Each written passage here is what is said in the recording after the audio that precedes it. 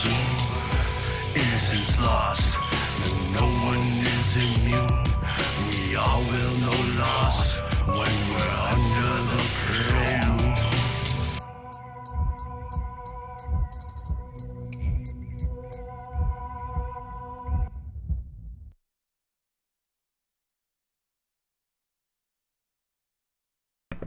Hello, hello, hello. Let me try to unmute here. Takes a second.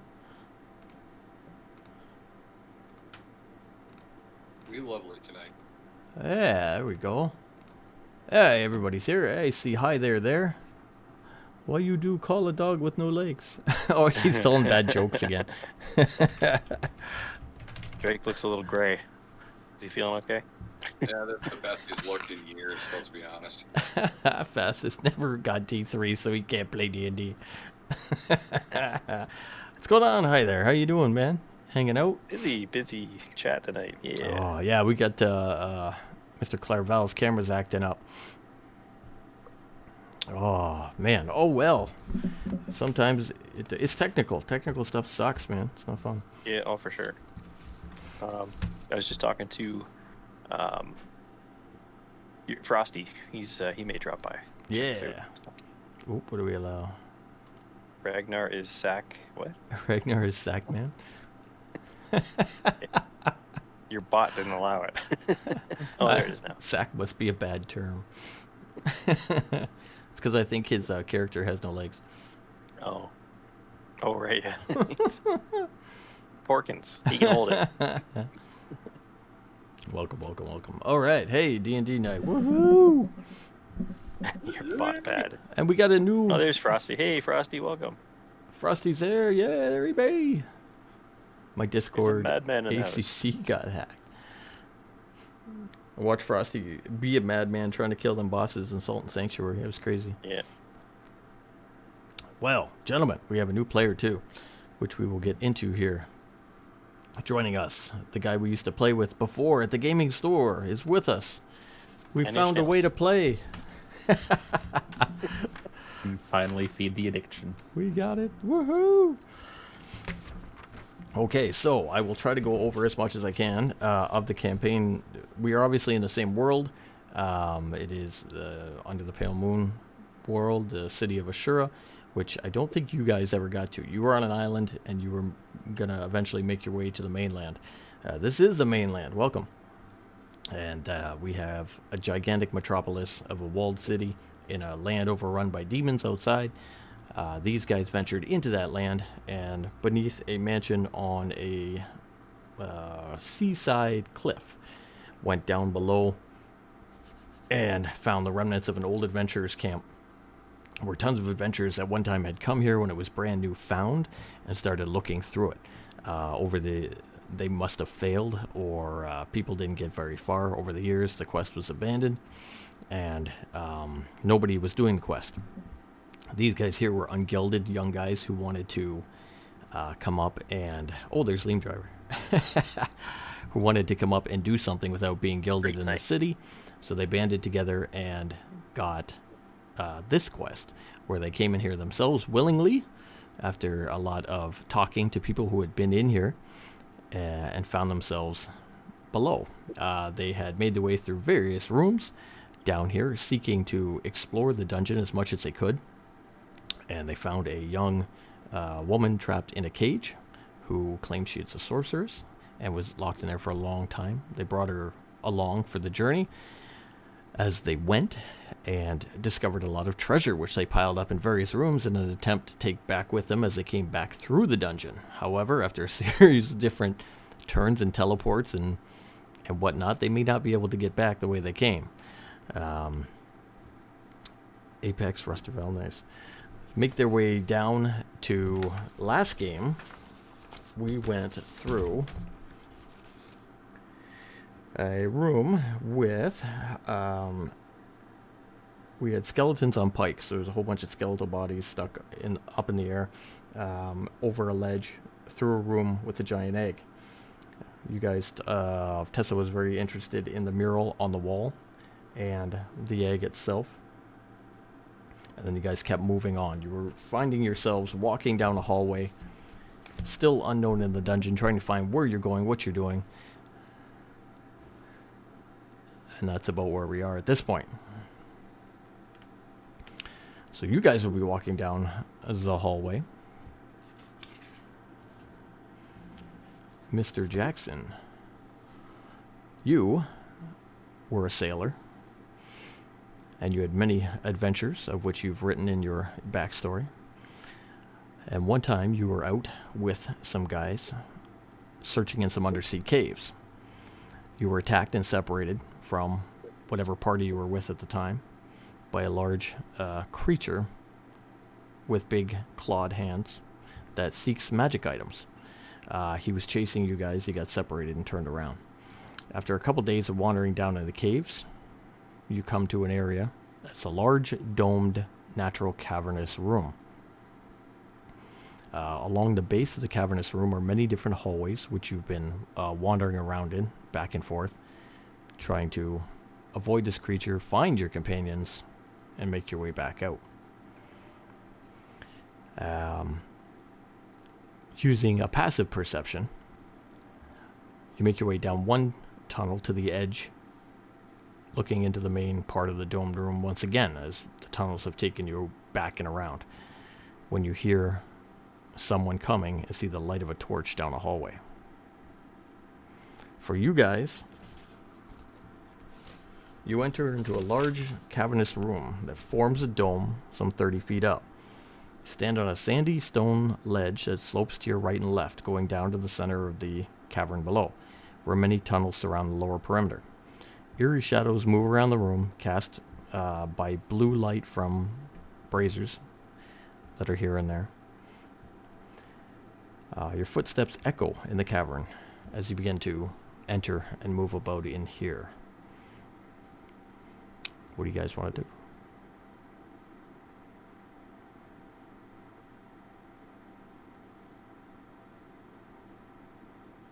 I think we hear somebody coming, guys. You don't hear anything. We don't hear anything? Do we see a torch right now?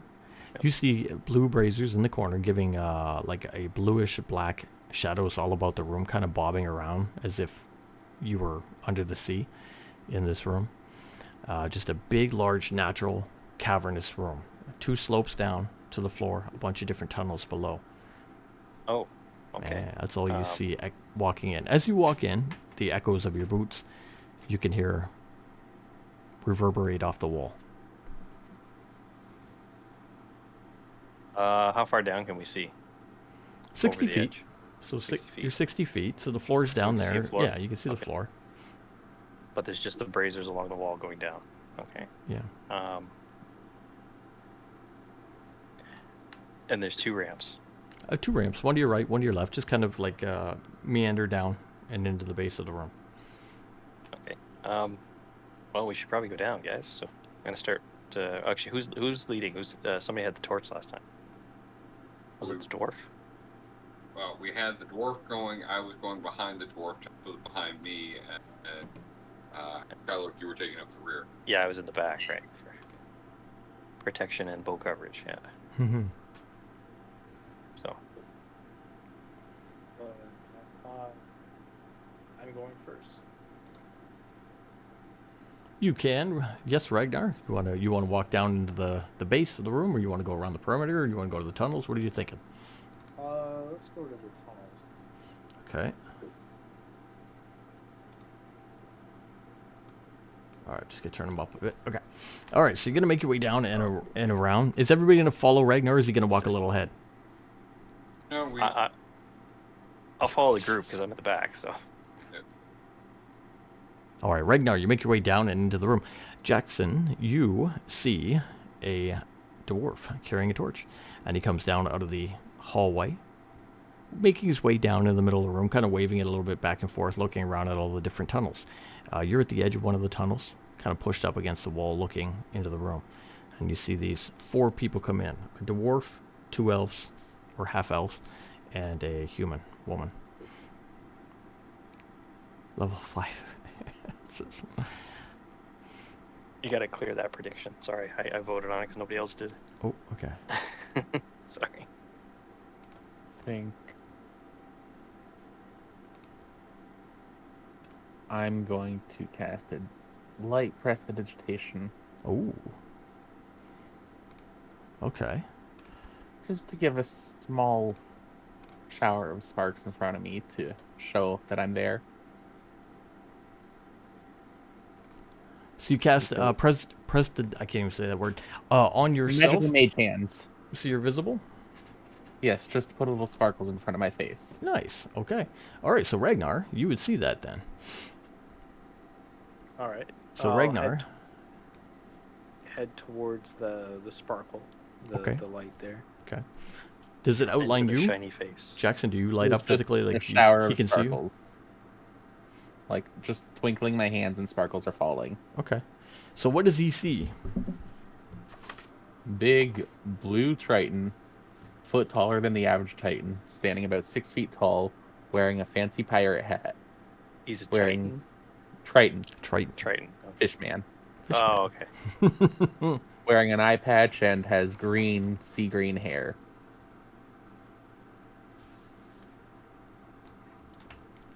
All right, Ragnar, how do you react? You see a fish man. He's got the sparkles. What you doing down here? I'll ask. Okay. I'm gonna take up a defensive position at the back. Okay. I'll pull my bow. Because Easy. everything else we've run into in here has tried to kill us. True. So I'm a friend. I got lost looking for my friends. Tess, Oh, is this wow. one of your friends? Should say I've never seen this man before. No. Man might be a bit of a misnomer. What brings you down here, sir? I was adventuring with my own party, and I seem to have gotten lost.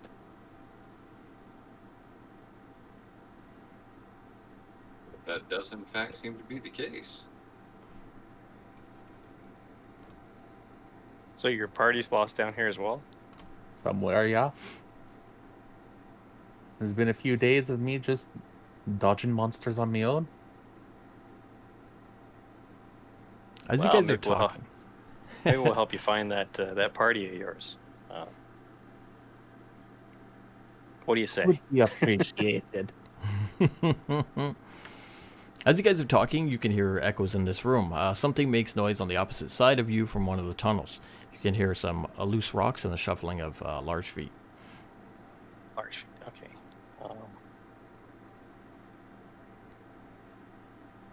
Let's check it out. Let me roll. Let me check a perception check. All right. 14. All right. So Kylok, sorry. Kylok, you look over to the opposite side, and through the darkness, you can see glowing eyes, and something is making its way into the room. Something large. Jackson, you know this. If I get the name absolutely incorrect, I want to call it a Chul. It is a large aberration. Chuul. Cool. Chul. Maybe Chul. Chul. Is it a humanoid or a beast? Can I tell? It'd be an aberration, like most of the things down It's here. an Aberration. So, okay. I'll show you Let's a picture. There you Sure. be. look. Oh, Chuli. So this thing here, what this was, it It's was scary.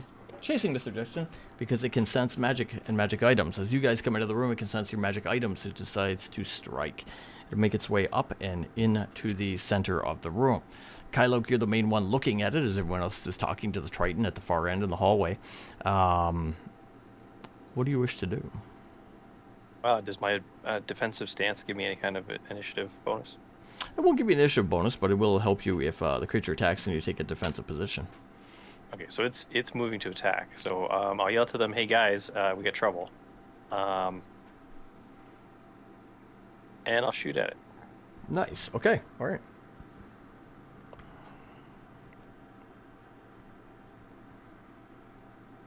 Okay, so it's 15 plus the longbow, so 20. All right. So you take out your bow, take a shot, boom, right across the center of the room as the creature emerges from the tunnel at the other end. Hit him with the arrow. Do some damage. 6. Alright. Alright, Kylo releases a bow shot and warns everyone of the incoming danger. At this point, everybody roll initiative so we get a little order going. Ooh, 21. Oh, ho, ho. 15 for me. I rolled a 1 and I have a -1 to initiative. Ragnar. I always forget where it is on this thing. Oh, do a 20 and add your dex modifier. I'm gonna say 10. Okay, What perfect. did I get? That's okay. I get you. We'll do 12 as... okay. Bam, bam, bam.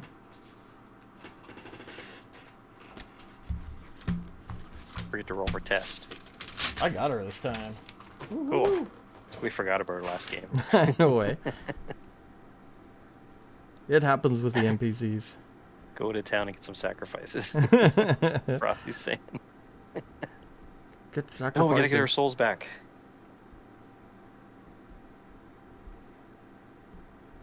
Okay, all right, Clarabelle, you're up first. You see this giant thing come into the room.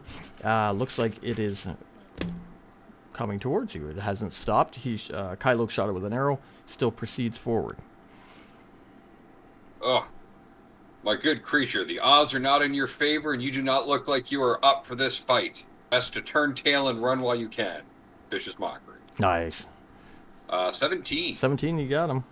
All right. 1 point of psychic damage and disadvantage on his next attack. Disadvantage is the main thing. That's awesome. All right, Kylo, okay, goes to you again. You see Clarabelle cast a spell on this thing, and it seems to have affected it. It's still very, very large. It is actually large size. You're medium, and it's making its way into the room towards you. It has 2 big, vicious claws. Probably don't want to be right in front of it. Oh, it's coming from near me? So say you were on the left-hand side of the room, he'd be on the right-hand side of the room, making his way to the center towards you guys, right? Oh, okay, so it's on the other. Let me shoot it again. Go for it. Love the predictions. It kills me, man. 17 and 5, 23, 20. Yeah, you got it all day long. Do some damage. 5. All right. Gotta get a better bow. Or some better arrows. All right, Tess. Tess is up. She turns around and she'll see the creature as well. Oh. Uh-oh. Well, that kind of sucks. All right, she got a 1. So she is actually going to turn around in haste, go to shoot off her spell, which is a damaging spell, and slip back, hit the top of the tunnel you guys are in, loosening some rock. Some rock will come down, land on her, giving her some damage. It's not going to start a landslide to cave in the tunnel, but there's some loose rubble coming down now, making what you're walking on a little more difficult to walk on, and she is prone. Ragnar. Can she use her movement to get up? Because She didn't can. move. Yeah, she could have her movement to get up, dust herself off, and kind of back into the tunnel a little bit.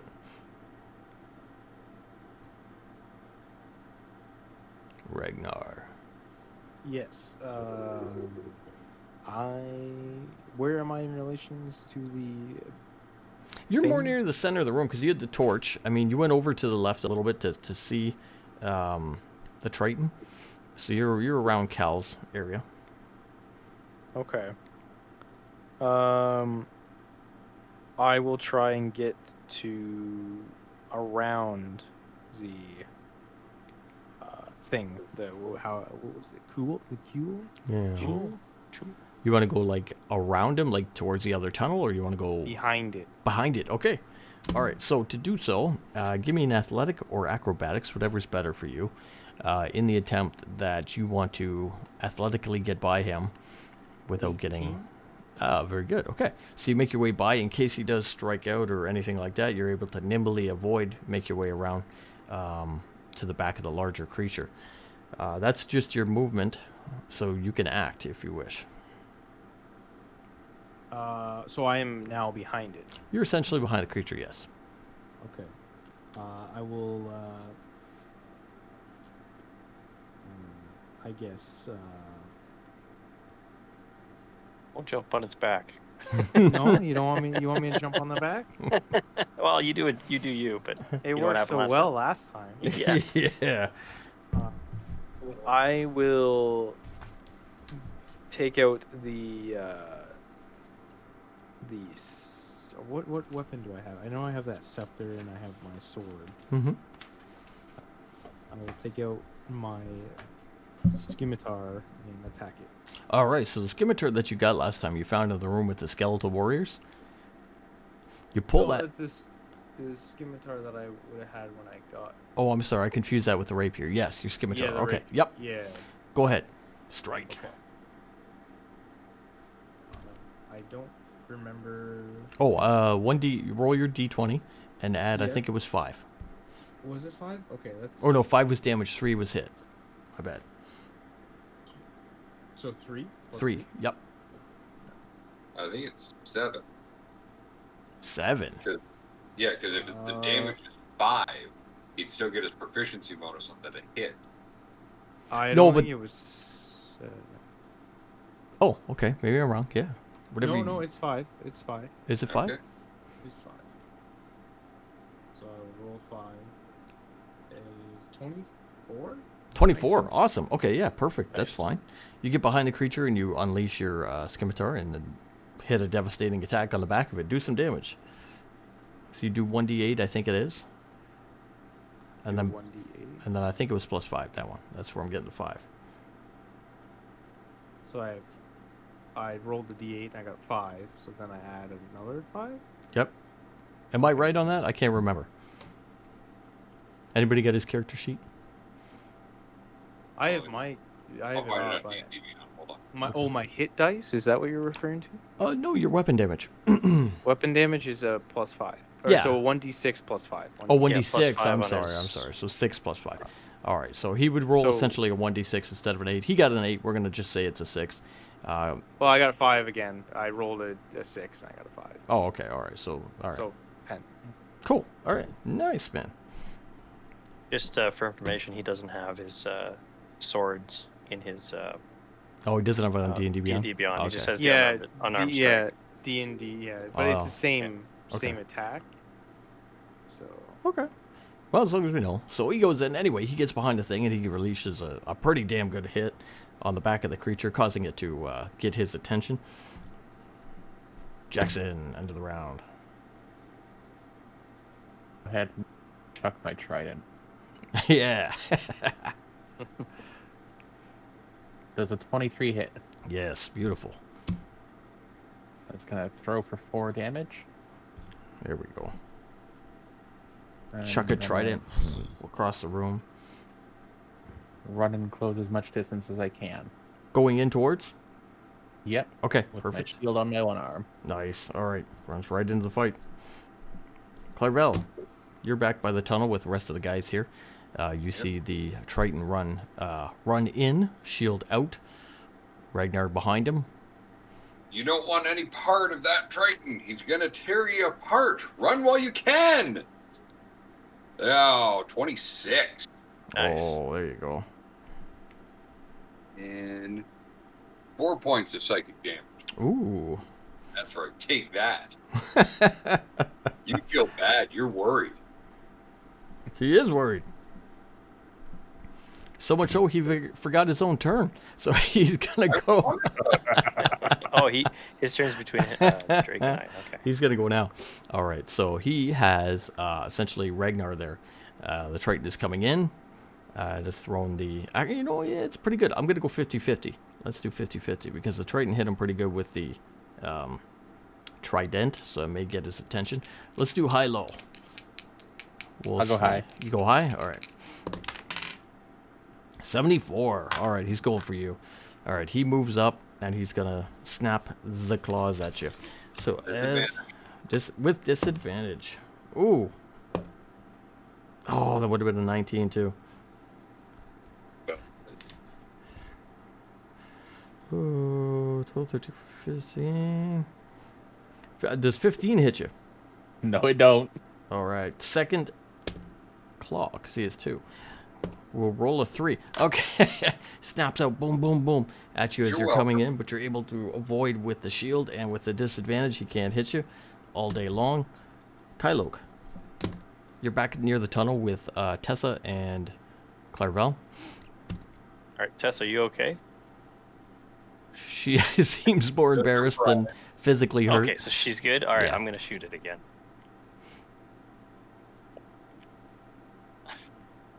One. You rolled a natural 1? Natural 1. Right there. I'm always good for these. That's so awesome. All right. Stop Okay. using that dice. All right. In this event, roll one more time to hit as you off fire. To hit, so 5 and 5, 10. Okay, so 10. Would a 10 hit? I don't think it's gonna. Ragnar or Jackson? No, I don't think so. All right, so you're gonna go again. Fall back on the rubble that just came down that hit Tessa. It's gonna get caught up in your feet, causing you to fall down prone. Shoot the arrow away. Shoot the arrow off towards your allies instead. It's not hard enough to. Thing. Sorry, guys. Oh, and you're on the ground. You could use your movement again to get up if you wish. Yeah, I'll get back up and dust myself off. All right, get back up, retrieve your bow, back on your feet. All right, Tessa, she is kind of amused by that. We'll To laugh. and we'll shoot off another spell. She does a bluish black magical light energy burst as it tears past you guys into the center of the room, right past Jackson into the creature. It hits him successfully for damage. That's rude. Whoosh, right past your head. Ragnar, Yes. Am I still behind him? you're behind him and his attention is to the front of him. Well, Nice. you know, it worked so well the first time. Let's do it again. I'll jump on top of it. All right, you're gonna make you do a little running jump up and grab on him. Do a strength check to hold on. Okay. Let's just make sure you actually do it. 19. All right, perfect. Okay, so you run up and jump. It's a large-sized creature, so he's big. You do a little jump, grab onto him. You're essentially on his back. He's still tall. You still have a ways to go up. You can use movement if you wish to get up to on top of him, or you can stay, pardon me, on the back. So where is his arms in relations to me? His arms? His arms essentially the claws? The claws, like the big, whatever's attached. Because I saw the picture there. Mhm. It's like 2 big claws. So where are my relations to where those arms kind of reach? The arms are on the front. You kind of are on the back of the scaly neck. Okay. So I'll stay where I'm at. Okay. All right. You're on His back action was to again. get up. Shy Lovell, thank you for the follow. Hope you enjoy the game. We play every Sunday night, 10 to 1.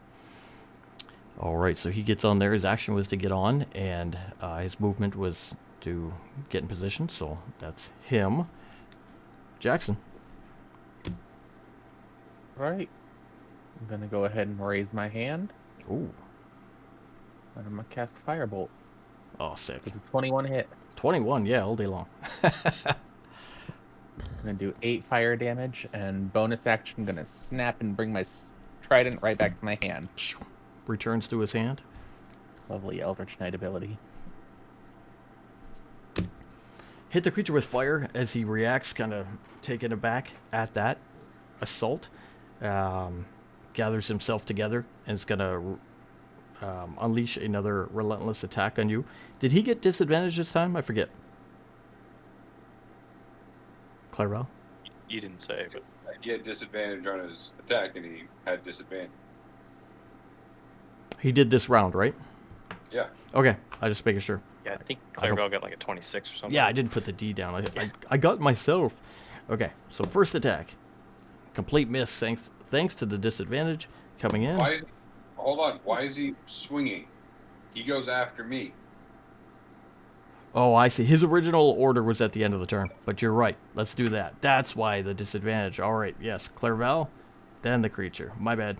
It's because his Yeah. new turn in the order. Go Okay. for it. That's why he didn't have disadvantage. We've turned you into a beast of burden.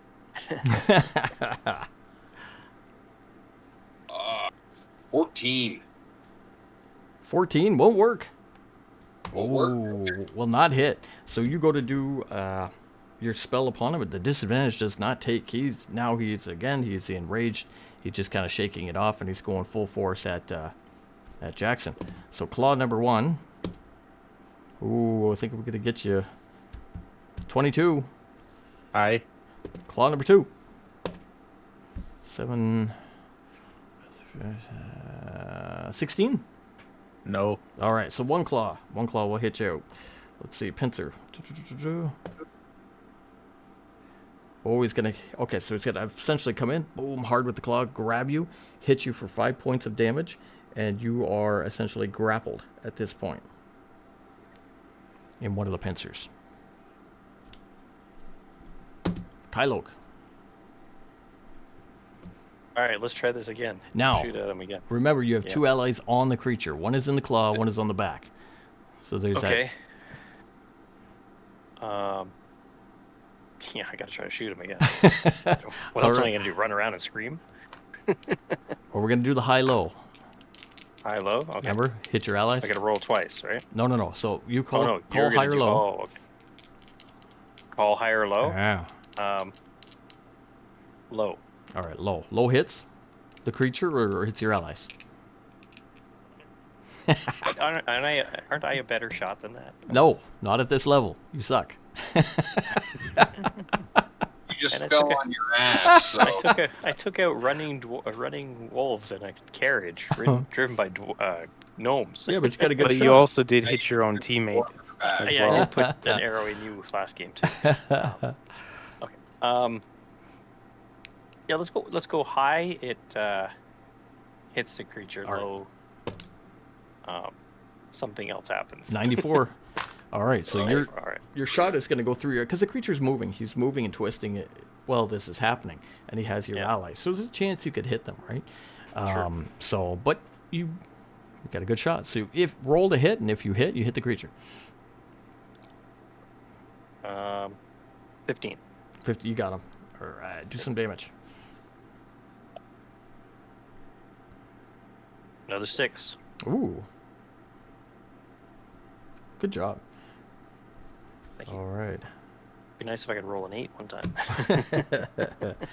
All right, Tessa. Tessa's going to move up next to you. Same thing.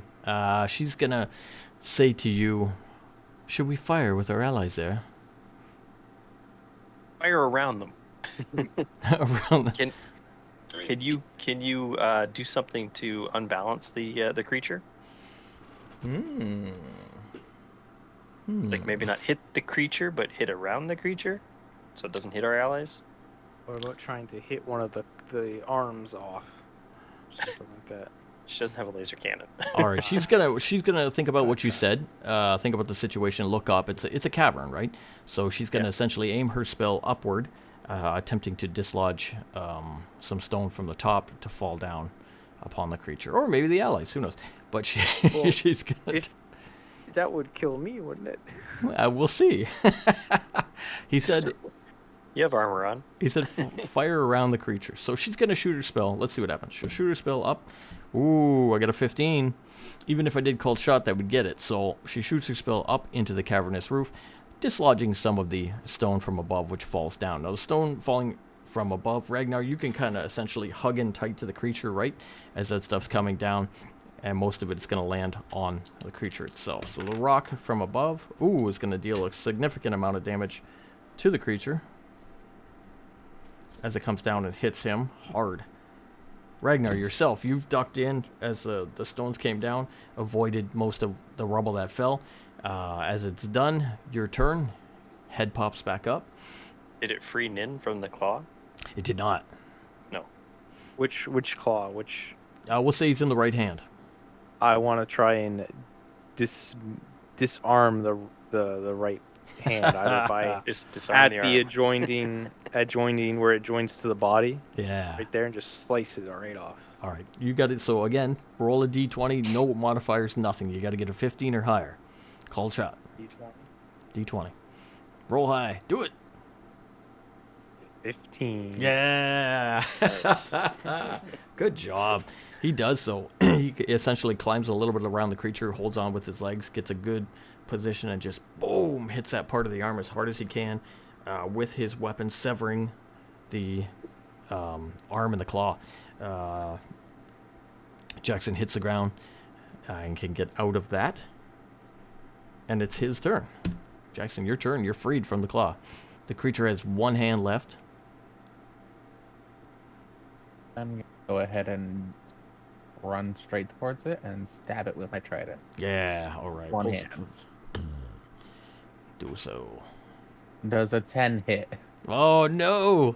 So in its fury, flailing, going around, its arms off, it's in pain. You go to strike, and he just moves to the side, and you just hit air.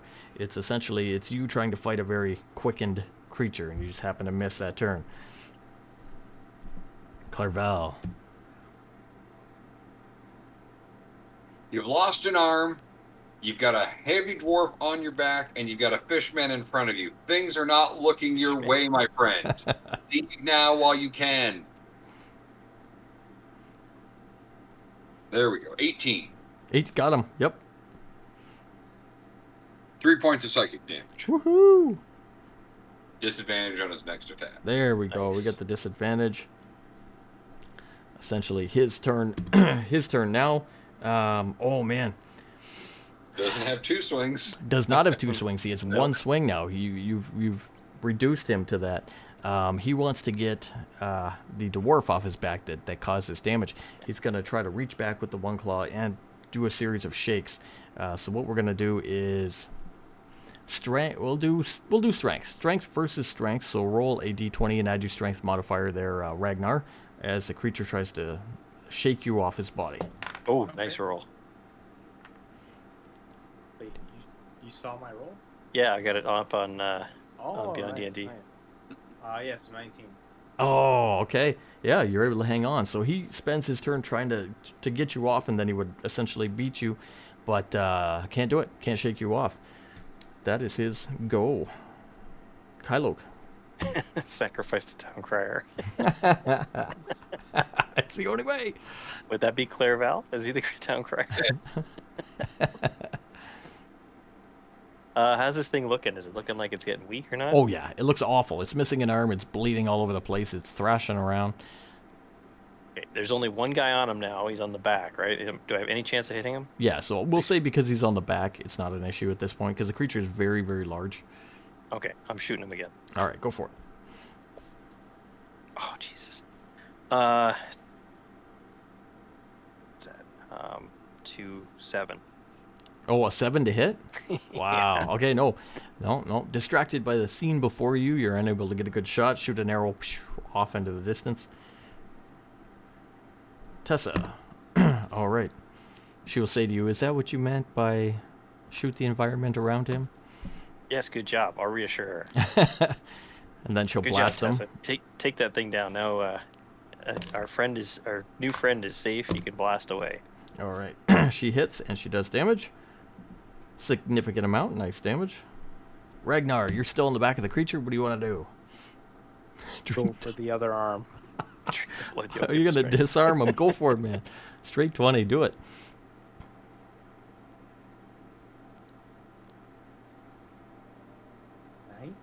Oh my god, you're rolling good. Alright, he's rolling amazing. Somehow he does it.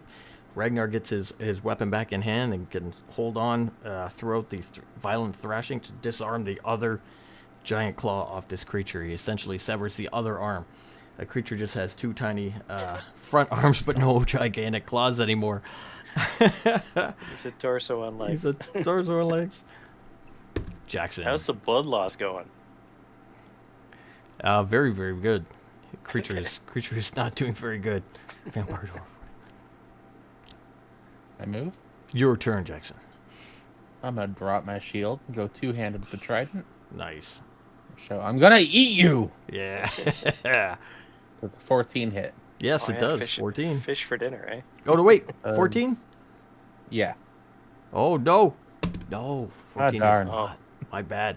you go to skewer him with the trident, but again, moving about, thrashing, you can't land a hit. Second one of the road, no. Clarabelle. Run while you're still able to. We'll start picking off the legs next. 26. Oh, He's, jeez. all he's day already long. dead. He's a dead man standing. 4 points of psychic damage. Woo-hoo-hoo. And disadvantage. Disadvantage. All right, creature's turn.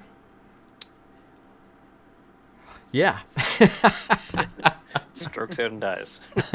Well, he's going to still try to get the dwarf off his back. So, strength versus strength. Let's try to knock you off. Dislodge you. Try using a quadrant. 14. On 7. Ragnar's D20 plus his strength modifier. Which he... 7. 7. Ah, I got Oh, you. no. All right, finally, he shakes you off, knocks the dwarf to the ground, and the creature itself will then begin to flee. He's going to try to go back, essentially, through the tunnel he came. He's just going to move pretty much to the right-hand side of the room. That's all he can move. He can't run by any means. That was a creature. Kylok. Shoot him again?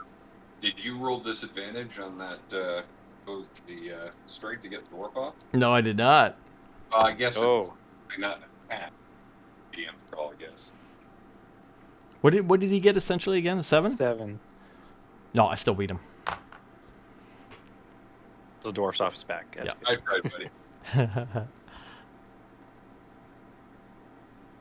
Okay, I rolled a 17 plus 5, so You got him. 20. All right, Kylok. Shoot him as he runs. 7 points. All right.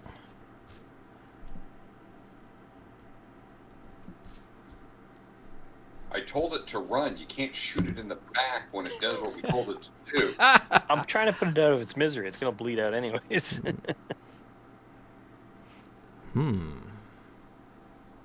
All right. You see Tessa take Clairval's advice and not shoot. Ragnar.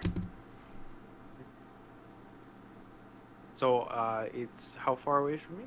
It's not too far away from you. It's just started fleeing you, so probably your movement. You're on the ground. You could use half your movement to get up, your other movement to get to it if you wish. Would I be able to strike it on the first in this turn? Yes. Then yes. Okay. All right. You get up from the ground, make your way over, and unleash your sword attack. All right. So that is 20. Oh man, nice. Okay, you get him. Did you roll a 20 or did you get a total of 20? No, it's 15 plus 5. Okay. All right, you still got him. Do some damage. That would be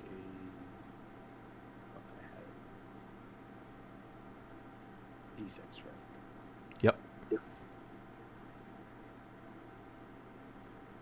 5 plus 5. Oh, we get another 10. Yeah. Oh, awesome. Ragnar just hits this thing, boom, hard in the back with his scimitar, doing severe damage to the creature as it's trying to get out of the room. Jackson, your go. Jackson's going to aim his trident carefully, and as he's pointing it, he's going to take his one hand off of it and cast Firebolt. Oh, nice. All right. Does a 15 hit? 15, you got to. Oh, no. Damn. No. No. I'm trying, man. I'm trying, but he does not. Does it hit anything in the background? Because whatever it hits catches fire. Oh. All right. How fun do we want to be here? Because right behind him is Ragnar. Oh dear. Now, however, you struck pretty true.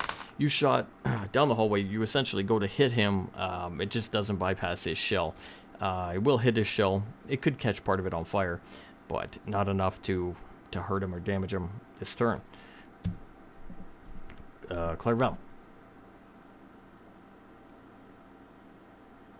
Creature is fleeing. Let it go. Check on my allies. Is everybody all right? You're good, boss. Please All don't call me good that. here. All right, Tessa says she's fine. Kylok is fine. The other two are pretty engaged in combat in the room. Guys, it's just an animal that's running away after you ripped its arms off. Fall into a hole and die. Bloodthirsty. But I mean, you can't. You gotta put it out of its misery. Creature's turn. Misery or Let me ask the question everybody's thinking. Does it have a coin purse? no one was thinking that. I mean, now I am. No, Yeah. yeah. All right, it's going to turn around because Ragnar is right there and essentially try to, for lack of a better term, slam him with its body, with its torso, as a final way to do it. 13. I don't think it's going to hit. No, his Oh, AC is higher than that. Yeah, my is 13 is my armor class. It is. Oh, I got you. 13 then. Boom, I hit you. He's able to slam into you with essentially his upper half of his torso to try to do some damage to you. He at least hits you for 3 points of damage with his torso and then tries to make off into the tunnel. He's going to get just inside the tunnel at the other end of the room as he uses up his movement. And Kylo, it'll be your go. I still see him. Yeah, Yeah, I'm gonna shoot him. do it. Let him go, you said, eh? Let it go. Let it go. Twitch copyright. Well- Catches everything. DMC'd. You got a 12? Yeah. No, miss. No. Off into the darkness of the hallway. Tessa, same thing. She's going to wait. Ragnar, Yes. your go. I chase after him again. Okay. All right, you're going to run up to him. Unleash an attack. Yes. Do it. So we do. Wait, I just do D6, right? Yes. So 7. 7 to hit. Yeah. Oh, nope. Not even close. You're off balance from getting smashed by his torso. You're unable to land a good strike. Jackson. How far away is this creature? You'd be the center of the room. He's just exiting the right-hand part of the room. We would say 60, 70, 90 feet. Okay, he's still in range. I'm gonna pop off another firebolt. All right, do it. 16. That's what you need. There you go. Yeah, there There, we go. there we Alright. go. 4 damage. All right, he hits him hard with the fire bolt, and the creature catches on fire as he's running away. Said I'm Clarval. gonna eat you. I'm gonna eat you. Clarval, your turn. You guys aren't wasting all of your good spells and arrows that you have a finite amount. Literally a of. cantrip. I still have arrows. I haven't really been counting, but I still have some. Yeah. I check on Tess, make sure she's all right after her fall and a bit of humiliation, but I'm not actively pursuing this thing anymore. Okay. All right. Kylo, you're... Oh, no. Sorry. Creatures go. Creature is there with Ragnar. Because Ragnar hit him. He's going to try to, again, smash him with his body and run off down the hall. Essentially getting a... Nope. Getting a 10. He's going to miss. And scuttle. And he's going to scuttle into the darkness of the hallway. Now, you guys might not be able to see him that far, but Ragnar can still. Creature's turn. Kylo. You can't. Now here's a question, which I guess is just up to us. You have 60 feet of dark vision, so is it 60 feet from where you're standing out, or 60 feet from where darkness starts?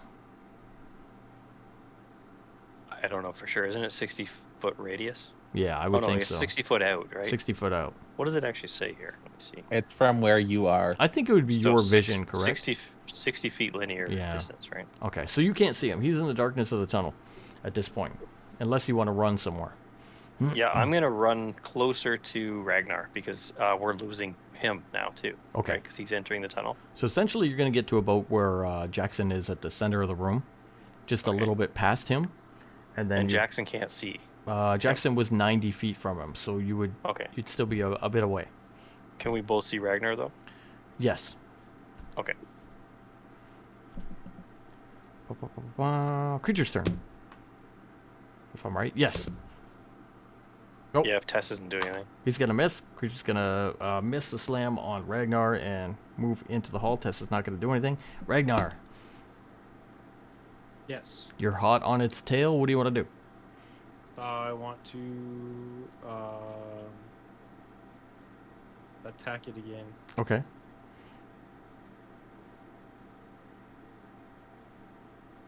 Do so. Oh yes, yes. Sorry. So I always forget. So I do a D20 first or D6? D20 first. Oh, okay. Disregard the D6 roll. Oh, Oh, that's not 5. much better. what do you get, a 5?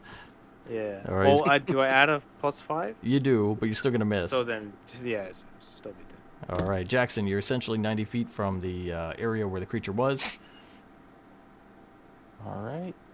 I will give you this. I forgot about this. I just remembered. It's my bad. Creature is on fire. How's the blood loss going, too? Because he should be bleeding out, right? Oh, yeah, he's bleeding out, like, terribly. I'm going to just walk my 60 feet and pop another cantrip at him. 18. 18? Yeah, you got him. 9. That's my full damage. With your full damage, you put him down. You shoot off. Is it firebolt? Yep. Yeah, shoot Not firebolt. fireball. Fireball. I win. I win. Fish bits everywhere. Shoots down the hole and hits the creature, essentially killing it as it slumps to the ground before Ragnar in the hallway. At that point, all goes quiet in the room. You don't hear the creature making noise anymore at this point. Okay, I'm gonna go up to its body and take a bite out of it. As I promised. All right. I'm glad I didn't see that. All right, Ragnar, you're right there as Jackson comes up, reaches down, and just takes a bite right out of the creature. Oh, what? I think he threw up a little. Take one of his He's arms. been bothering me for a week. I am in shock. You're in shock. You're like, you just bit that thing. Okay, I guess I'll fucking just go at him with just grab him with my bare hands. So they grab the tail with bare hands. Okay. Hold him down. Where do you want to pull him into the room? Yeah, I'll pull him back. Okay, pull him back into I'll the help room. do that. All right, you guys both pull the creature back into the center of the room where the other guys are. He's pretty large. He's a large size creature. Meat juice is just pouring out of Jackson's face. Wow, Nin, did you get hit in the face? Nope. Well, everybody seems to be okay. That thing was pretty big. Tessa will Also was say, the only one. there are many aberrations down here. Jackson will say, it's the only one. I hope it's the only one. Oh, I hope it's the only one. Yeah, so it's eerily quiet now. It is. It's eerily quiet in the room. You still have that weird feeling that you're like under the sea. The light from the blue braziers on the wall, casting shadows. It's kind of like it's bobbing around. Thing is dead in the room. It's pretty dark. You have the torch, right? And you have that blue light. So the blood of the creature looks black on the floor. Big dead creature in the middle of the room. And I'm gonna retrieve my shield. Perfect. Pick up your shield. All right, so I guess we should. Can we see the walls now? Yeah, you can see the walls. We're down on the main floor, so. You are. Okay, so how many? There's the hallway that thing was running to, right? Yeah, so essentially, think of it like, what's a terrible example? Like a Colosseum type thing where there's a bunch of different arch doors all the way around the base. It'd be like arch Okay. tunnels, you know? Oh, there's a lot of them. Yeah, it was a handful of them. Well, I guess maybe we should go down the hallway. I suppose you guys have already checked over the body, right? Since you bit it. He essentially Full bit it. out. He did not check it over, he just bit it. let's check over the body before we move on. Anyways, is it still on fire? No, would have went out. No, okay. It does stink though. It smells like burnt seafood. What are you gonna do? Perception there, Sure. Kylok? Yeah, sure. Oh, 20, right on, plus 2 Oh, sick. perception. You get a natural 20? Yep. Oh, all right. Let's have some fun. All right. Roll 1d10. Where's my 10? 7. All right. Within the creature, because he's made of scale, he's, well, not made of it, but he has various scales and whatnot, you do find something that acts as a pouch, right? Or a sack on the front of this creature. Pulling back some of the scales, you can find a, lack of a better term, pouch that he has. He's a creature that's attracted to magical items. He can sense them, and he can find various things. So within the front, you're going to find what looks like a golden box, almost like a golden trinket box, like in Sea of Thieves we would find. It'd be a little golden square box with a lid on it. You're going to find 2 healing potions that he has in there. And These will come in handy. roll percent. Do you know how to roll percent? 210 sided, right? Yep. Just Okay, decide. so- Just decide which one is the 10 and which one is the. Yeah. First one's a 10, Okay. so I rolled a 9, Okay. and the second one, 6. All right. Ooh, and you find what appears to be a large velvet robe. Say robe? Yeah, I kind of screwed that up. Robe. Large velvet robe. Okay. That would be human size or giant size? It's actually human size. It's something he found and he had stored. He probably killed someone for it, took it, and now it is here. This will essentially be a red, velvety looking robe with many patches on it. Patches that look like they've been repaired, or patches for some other marking? They seem to be almost like pockets. Oh. What's in the pockets? What's in its pockets? What's in its pockets is. Roll percent again as you interact with it. Alright, first one again. Oh, 0. And the second one, 2. All right. It's interesting. You go down to touch the patch, and as you get closer, it becomes a pocket. You open the pocket, which essentially opens up, and something is inside. You reach in and pull out a leather bag. Leather bag is full of coin. You can jingle it. It's pretty big. It's the size of both your hands cupped. And as you do so, the pocket on it disappears. Just one pocket? That one pocket vanishes from the robe, kind of back into it. How many pockets are on this thing? This one has... I'm going to let you roll it. Roll 4d4.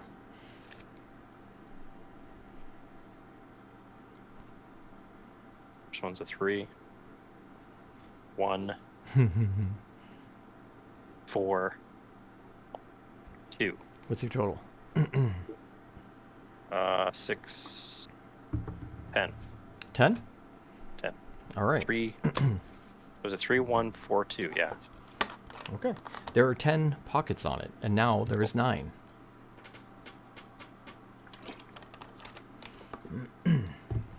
All right. For the sake of the adventure, I'm just going to store it in my backpack for now. I'll look at it Okay. later. All right. How much coins are in the leather pouch, though? All right, you open the pouch, and just to take a brief look, you're going to look at it, kind of make an assessment. You think it's around 100 gold. Nice. All right, we'll stow that away with the rest of my loot. All right. Guys, watch Cal essentially pull some stuff out of this creature. Oh, quick question: are any of my arrows salvageable? Okay, so in the game, I didn't explain this. When you shoot an arrow, if you hit it's broken. It's gone. Okay. If you miss, there's a 50% chance it's broken or recoverable. You'll have to roll every round for every arrow percent and tell me high or low if it's good or if it's bad. Because, pardon me, we are supposed to track arrows. So if you run out, you're screwed. So just keep a running tally, and as you get low, if you find arrows, say you missed 5 times, just say I'm going to roll percent 5 times. High is good. So roll 5 times, whatever one you get high, you recover those arrows. Okay. I think it started with what's a quiver? 20, now? I think it's 20 in the quiver. 20. Okay, and I bought a quiver at the market, right? Mhm. So I had 40 to begin with. So Yeah. I think I've got like probably have 30 left. So. That makes sense. What's everybody else want to do in the room?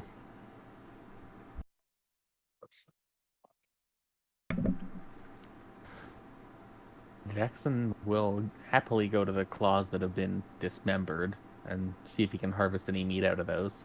Okay. Your background was sailor, right? But you've been on the sea and you're an adventurer.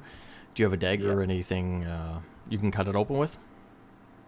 I have my trident and a club. Not very precision work, but you can use the club maybe to smash away part of the shell, right? And then, Does anybody have a knife to lend him? yeah. Anybody get a dagger or knife, essentially? I do. All right. Clerval will lend you a knife. Able to harvest some meat from this creature. I don't know what aberration meat will do, but there you go. I know. Aberration stew for dinner tonight, Yeah, guys. there you go. All right, Jackson will do that. Kyloke, you're going to get the items out of the thing. Ragnar, you want to do anything specific, or are you guys pretty good and look on to your next whatever you want to do? I think I am good for now. I'm looking at going forward. Okay, I got one more thing before I put it all in my backpack. sure. What's inside the square box? The golden box? Yeah. Okay. Essentially, you open the lid, and it is a music box. It has a little crank on the side that can be wound up to make noise. Now, this would be very valuable. It's very artistic. Something worth wealth. Something you would find in a noble's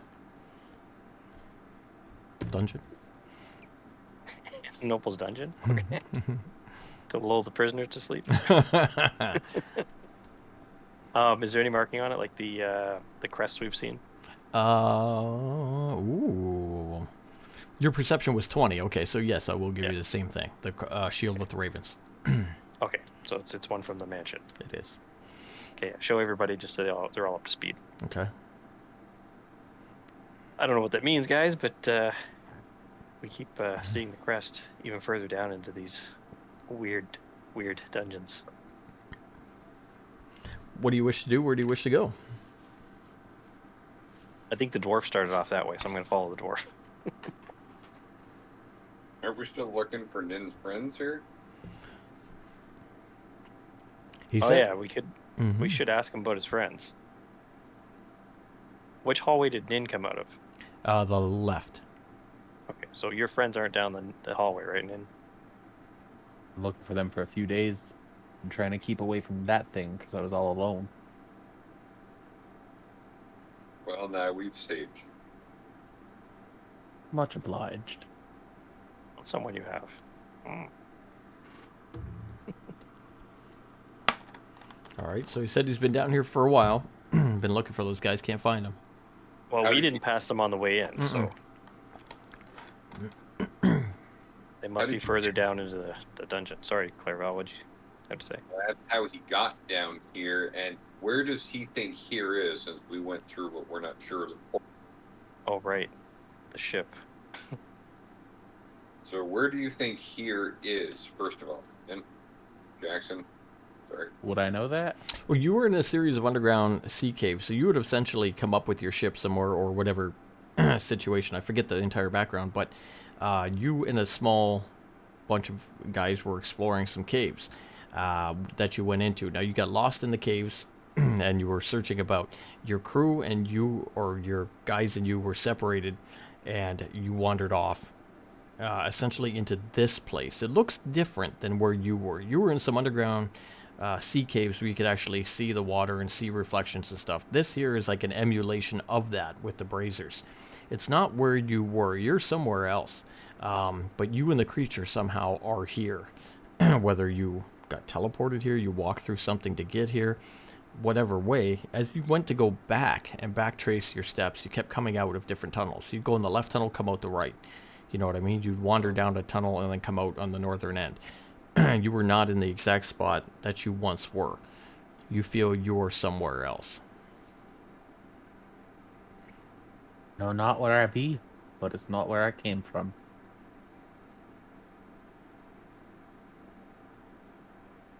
So it gives you a background, a rundown on that. Inconsistent character. I love him. He's awesome.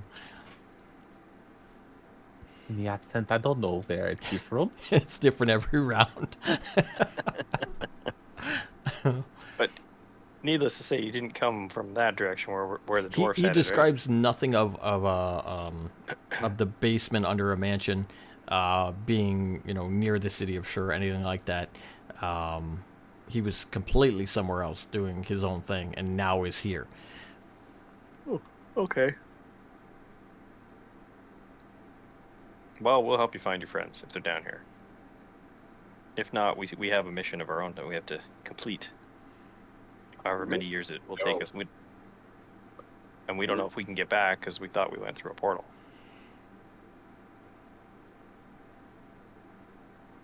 Jackson's gonna make a gross face at the word portal. Doesn't like that word. I don't like portals. All right, what's your plan Alright, of well, action? I'm gonna pick up my stuff and head toward follow the dwarf. Okay. He's already moving towards Dwarfs on the right hand by that one tunnel. Ragnar, are you going that way too with the torch? Yes. Okay, so Ragnar's got the torch. He's heading off into the right tunnel. Tessa's got to come nearby because she can't see, being a human. I think everybody else sees in the dark. You guys start making your way down the right-hand tunnel. Essentially, you're going to go down the right-hand tunnel through a series of twists and turns for a little bit and find yourself back in this room. You enter from the, we'll say, southeast. You enter the room, you see the creature dead in the middle of the giant cavern, and you realize you're in the exact same spot. Well, that went around in circles. It That's did. interesting. Kick the creature out of frustration. Give it a boot. Sure you don't want to bite it again? Feel better. Not this time. Okay, we didn't search this room very well. Is there any is there anything on the walls other than the braziers? Not really. Natural I cavern noticed- walls.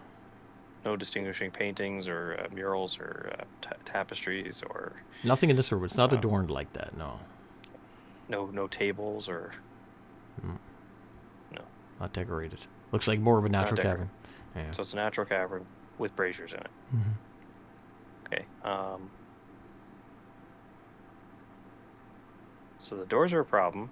Is there any other entrances that would be like in the floor or up on the walls or anything? Do either a perception or investigation. Try to determine what. Let's see what else we can find in here. 9. All right, you get a good idea, but your actual execution sucks. Would you like some help? Sure.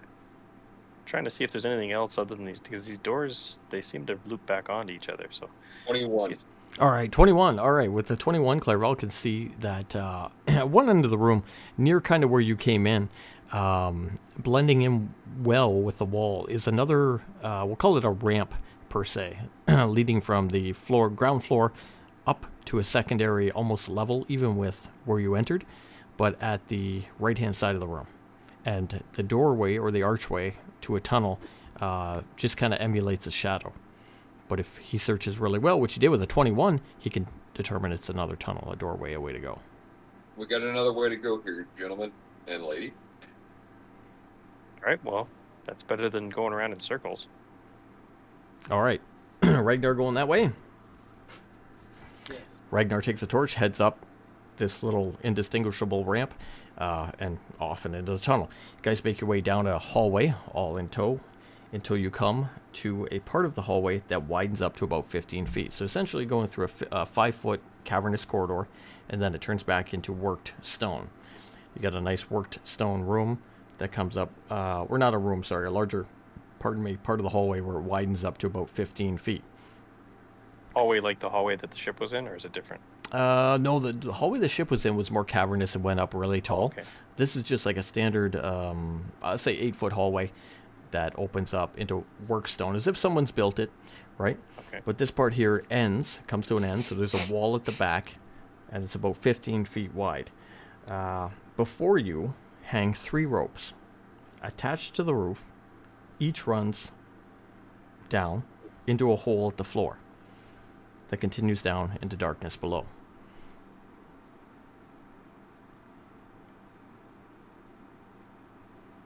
Eeny, meeny, miny, mo.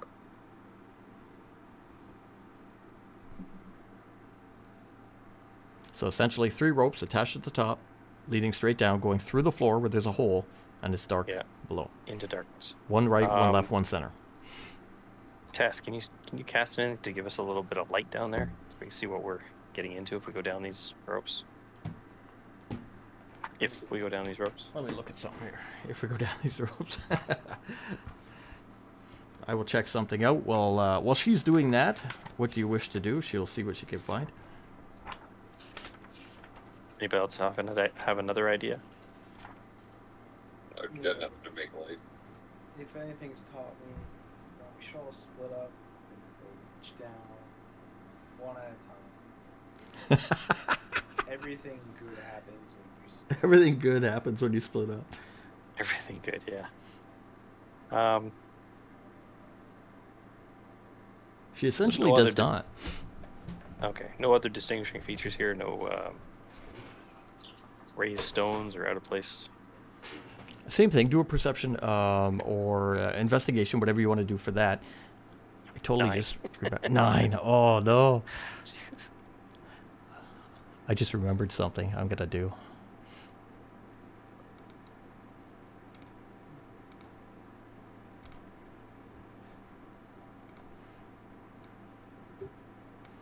Okay. Tess is gonna come back with no. She doesn't have anything. All right. Unfortunately. Does Ragnar want to try to use the torch? Sure. I'll feed you a little something. He gets the torch and he comes up and he puts the torch near the darkness. It does not pierce it. Oh, magical darkness. Magical darkness. We've seen this before. Yes, you have. This is going. So, Jackson, the last time we went through something like this, it was some type of portal that teleported us. We're not sure where we are right now. We were last in Ashura, or just on the outskirts of the city of Ashura. We're not quite sure where we are right now. Okay. I think I have an idea then. Jackson's gonna start tying his rope to his club. And he's gonna just chuck his club into the darkness. Which holding one? the rope in his other hand. Right, left, or center? Let's go with left. Gotta go left? Okay. All right. You chuck your club into the darkness. How long's your rope? 50 feet. 50? Keeping the end in one hand. Okay. Right, he still has his rope. We all used ours. Yeah, there's a whole bunch of rope in the basement of the den that we just explored. Your rope and your club descend down into the darkness about 40 feet because you have 10 feet of rope left before coming to a stop. Well, that's Right. something. So it has hit ground then? It's hit something that stopped it.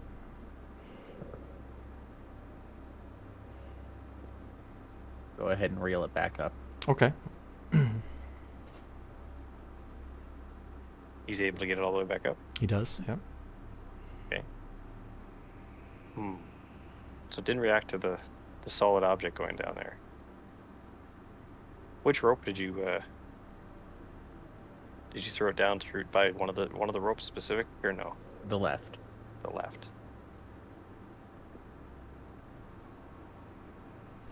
Oh, I'll scout ahead. I'll go down the left rope Okay. All right. So you are going to essentially climb the rope downwards? Yep. Okay. Round 1, basically, you disappear into darkness. So all around you and your vision is dark. You can feel the rope and you're climbing on the rope down. How far do you want to move? Type thing. Your full movement, or like, do you want to move a little bit?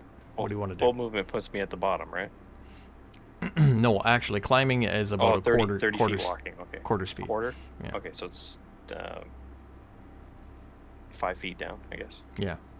Okay, so you move onto the rope and you climb down about 5 feet. You're in complete darkness. You can't see anything. It is magical darkness all the way around you. For those standing back there, Kylo has disappeared into the darkness. Tyler, can you still hear us?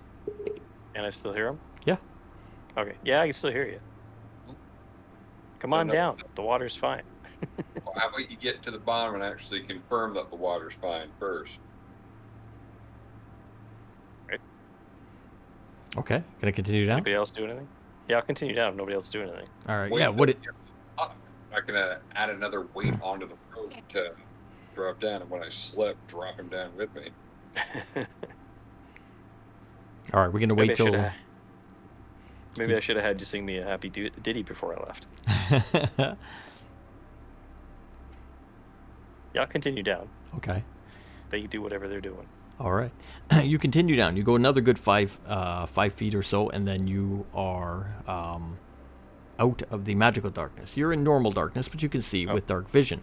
So you are on a rope. You would be 30. Yeah, you said it was 40 feet down. Yeah, so you'd be 30 feet from the floor, right? You would have gone down 10 feet. Okay. And you can see you're in a larger circular room. From where you are, there is a wall to your immediate right that goes up. How do I explain that a little bit? I guess you're in a circular room. You're on the rope. You're coming down. You can see the ground below you. The rope goes all the way down to the ground. The room itself appears vaguely empty. A door at the far end, and a wall to your right. So if it was a complete circle, at the base of the circle, there would be a wall kind of coming out into the room. You know what I mean? Oh, like straight out Yeah. on the right-hand side of me. So On the coming out right-hand side of to where the ropes are. Or not quite that You far? couldn't see the other ropes because if you look to your right, you would see a wall. You know what I mean? Does that make sense? Oh, so the ropes are separated. Okay, so Right. There was a left, a center, a right. You went down the left. So if you looked over to your right to see the other two ropes, you would see a wall instead. okay, I'm gonna show back up to them. I can see the ground. This rope is separated from the other two by a wall. Don't know what's on the other two ropes. This one I can see to the floor. There's nothing down here that I can see. All right, I'll try the next one over then. You're going to go down the center? Yep. Okay. All right. So Nice knowing you. so same thing. Round 1, you're in complete and utter darkness. You can't see.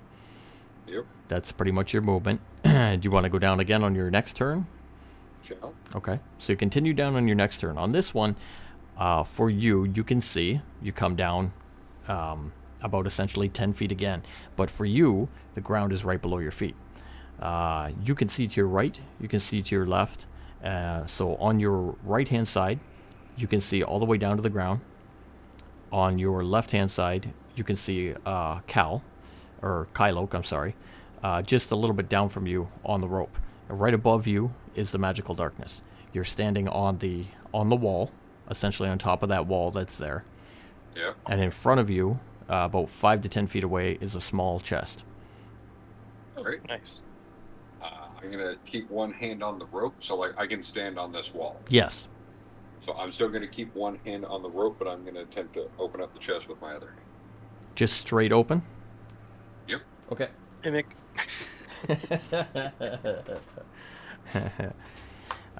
Let's Play too do much Dark Souls. let's do a deck save. Right. Fortunately, I get my proficiency bonus on deck saves. Nice. But when I roll a 2, it doesn't help a whole lot. Oh no! So essentially, he goes to open this chest. However, it is trapped with a spell. As he opens the lid, a loud booming sound comes out, and the force of it will knock you off, essentially, this wall. I'll give you the dex save to try to hold onto the rope and or not get knocked off the wall. But you do, going a good, we said 40 feet down, I believe. We're at 30 feet. You're at 30 feet down. Okay, I'm sorry. 10. What's that? 10 is what I rolled for the save. Yeah, you failed the dex save. You rolled a 2, I thought. Yeah, no, then you said me to roll a save to hold on to the rope. Oh, no. I was explaining the dex save. I'm sorry. I said the dex save was kind of to hold onto the rope to not be land off. You're going to essentially come away with 6 points of damage as you are blown off the wall and all the way down to the floor. Boom, landing prone on the bottom. All right, you don't hear anything out of Clairval as Clairval falls unconscious. Oh no. He hits the ground. He is essentially knocked out for game purposes. Dying, we'll say. Nice. Can I scramble down the rope? Yeah, we don't have to essentially keep going in turns. But yeah, we do. I've got 3 rounds till I'm dead. Yeah, that's true. Okay, let's do it this way. We'll go around from the top. Clairval fell. Kyloke, your go. You know you can go about 5 feet. So here's the question. He came down twice to get to that spot. Did I move twice while he was doing that? I would be 20 feet from the ground. You moved, essentially you moved twice. One into darkness, one into light. He moved into darkness, into light to get on top of the wall. So then you should still have 30 feet down from where you are. Roughly. I didn't move when he was coming down. No. Okay. How far can I slide down in a turn? What do you want to do? Slide all the way down the rope, catch yourself before the end? Sure. Okay. Do athletics or acrobatics check. We'll say if you can do so gracefully. Athletics is +6, so 9 and 6, 15. All right, perfect. So you pretty much slide right down the rope using all of your movement to essentially fall, and then grab the rope right before the end to not kill yourself. You are on the ground. Your movement is done, but you still have an action. Okay. Action would be pull out the healing potion. Interaction. I'll give that to you. Still have an action. Okay. Oh, can I? You would be at the bottom of the rope, however. Clairval would be blown off the ledge, so he would be a little ways away from you. You'd still need to move, which you're out of movement. But you can pull out the healing potion, have it ready. Okay, I'll pull out the healing potion. Okay. Get ready. All right, so this one, we're going to go in order of the screens. I'm just going to go down to Ragnar. Ragnar, you hear a loud boom come from below as Clairval went down. And then you don't hear anything. It's dead silent after. No, I'm unconscious. Well, follow him. Follow after him. What was that? Oh, sorry. I'll follow him. Oh, the middle rope? The same rope. Yeah. Which. Okay. That. All right, Ragnar's going to take the middle rope, and he's going to go down, and you're going to come out on this wall. So you go into darkness, complete darkness. You can't see anything. And then your next turn, you can see, and you're on top of a wall. There's no one to your right, no one to your left, but if you take the time and look around, you can see down. You can see Cal at the bottom, 30 feet below, and you can see Clairval laying on the floor just away from him, knocked out on the ground. Or if you get really drunk and start a fight. Ahead of you is the chest. The chest is now essentially open. I guess I'll go to look at the chest. Okay. Make your way over and look inside the chest. Inside the chest, you see another familiar sight. You see another key, similar to the one you had earlier at the adventure that had a ruby on it. Only this one is an emerald on it. So you have a silver key with an emerald. I'll take it. Nice. Jackson. Jackson's gonna go ahead and grab the rope and rappel on down. Which one? Which rope? Which The rope? center one. The center one? Okay. After right. hearing that loud boom. Okay, so you're essentially same thing. You're going to come out on the wall. You're going to see in front of you Ragnar. See the guys on the ground. Yes, I'll go after. Continue downwards. Who's out? Ragnar? Sorry, is that Is it still my? Well, you can't continue downwards. So you have no way to get down. Oh, I have no way of getting down. Oh, okay. Yeah. and I don't have any rope because That's right. Oh, how far am I from the ground? You're 30 feet up.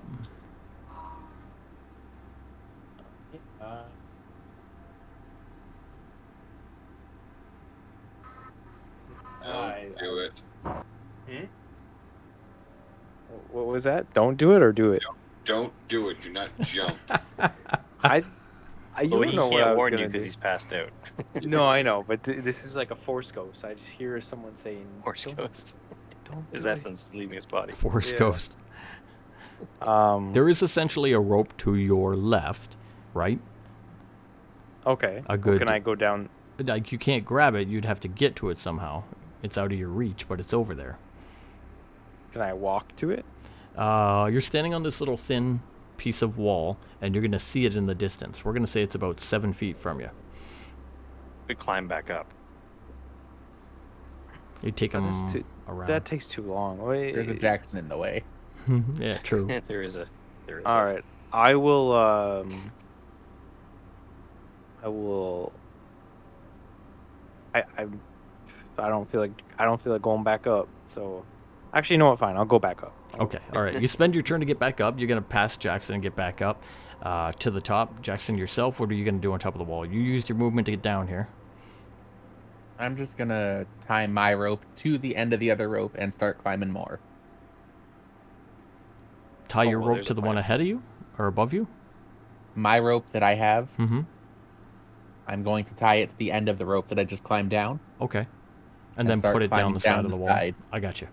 Okay. Yep, you do so. All right, so no issue there. Make your way down. You're gonna have to tie it really good. So once it's tied up there, it's up there. You're gonna make your way down to the well, not down to the bottom. You can only go about 10 feet. So you'll make your way down 10 feet. So you're gonna be 20 feet from the bottom. Then we'll go to Tessa. She will see Ragnar come up, and I assume he'll explain he's gonna go down the left-hand rope. So she'll start down that as well. She'll make her way. Unless she'll ask Ragnar. Ragnar, do you want me to go down, or do you want to go down first? You can go down first. I'm gonna climb carefully. Are you gonna climb recklessly? I mean, yeah, I'll climb. Okay. All right. She'll go 10 feet down. She's down into the light. Well, not light, but darkness. Oh, she can't see anyway. She's a human, so she's in dark. She's climbing down. Okay, Clairval, do your first roll. 9. Fail. Oh. Whoa. All right, so you got to get 3 saves to live or 3 losses to die. So right now he just failed. You got to get a 10 or better. He has 2 rounds left before he is dead. Just so we know in game terms. But Kylok, you were Far right is he there. from me? Anyway, not far. Yeah. Okay. So I'm gonna move to him, Okay. and I'm assuming I use the healing potion on him. Yeah. Okay. I'll use the healing potion on him. Walk away. I Walk walk to away. him and then I walk away. Just teabag. Just teabag him and walk away. All right. You essentially pour the healing potion into his mouth, and he will be healed. But you have to roll it. So 2d4 plus, what was it again? 2d4 plus 2. 2d4 plus 2. 1, 2, so 4 points. All right. Wow. It was a really weak potion. Wow, he's alive. Is he alive? He is alive.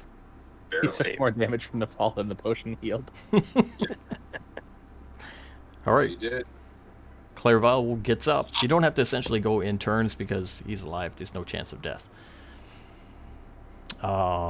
Tessa will make her way down, but she is in darkness, followed by Ragnar. Jackson, what do you want to do? Oh, you're coming down. I'm sorry, too. So Jackson comes down, too. Everybody gathers on the ground. Yeah, Clairval, you all right there? You had a pretty bad tumble. Oh. You might want to heal yourself up there with your spell you were talking about before. I already used it on Ragnar when you shot him in the back, remember? Oh, sorry. Do you want the other healing potion? Ow, yes. Here, I give him the other healing potion. All right. Before he drinks it, I'm going to use prestidigitation and chill the potion. Ooh. Nice cold drink. Yeah. Who doesn't want a 4,000-year-old warm potion? Gets the job done. Yeah. All right, I'm back up to full. Oh, perfect. All right. I had all the power and I gave it away. Yes, I did. Because he needs me alive to heal him later. Nice, cool, refreshing drink of pomegranate something or other. Okay. You guys are in the room. You're on the ground. Everybody's together on the ground. Jackson, your rope is still in the air. There Yeah. was up on that wall. That's what set off the boom and it knocked me off. Did anybody take a look at that? Ragnar, he I was a little busy indicates. saving you, so I didn't take a look. Ragnar, he's talking about the chest on the wall. Yes, I managed to take a look at it. What was in it? A key, like the one we found before. But this time with an emerald. So we're probably gonna need that. I am going to climb back up, untie my rope, and climb back down the other rope. Okay. Yep. Take the time to do so. Motorhead Ace of Spades. Doom, doom, doom, doom, doom. You guys mentioned that you guys don't have any rope, so make sure we have some. Yeah, good Yeah. job, man. Okay, you guys are on the ground. All together, you get your rope back. You're all healed up. You're in a circular room with a outcropping of a wall coming from the bottom, a door at the far end.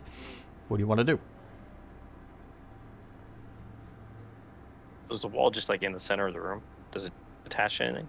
No, it would just come out. So if it's like a circle, right? Complete circle, Yeah. base of the circle going out from the bottom about to halfway. So there's a giant wall right in the middle of the room. Correct. Okay. Is the other rope on the other side of the wall?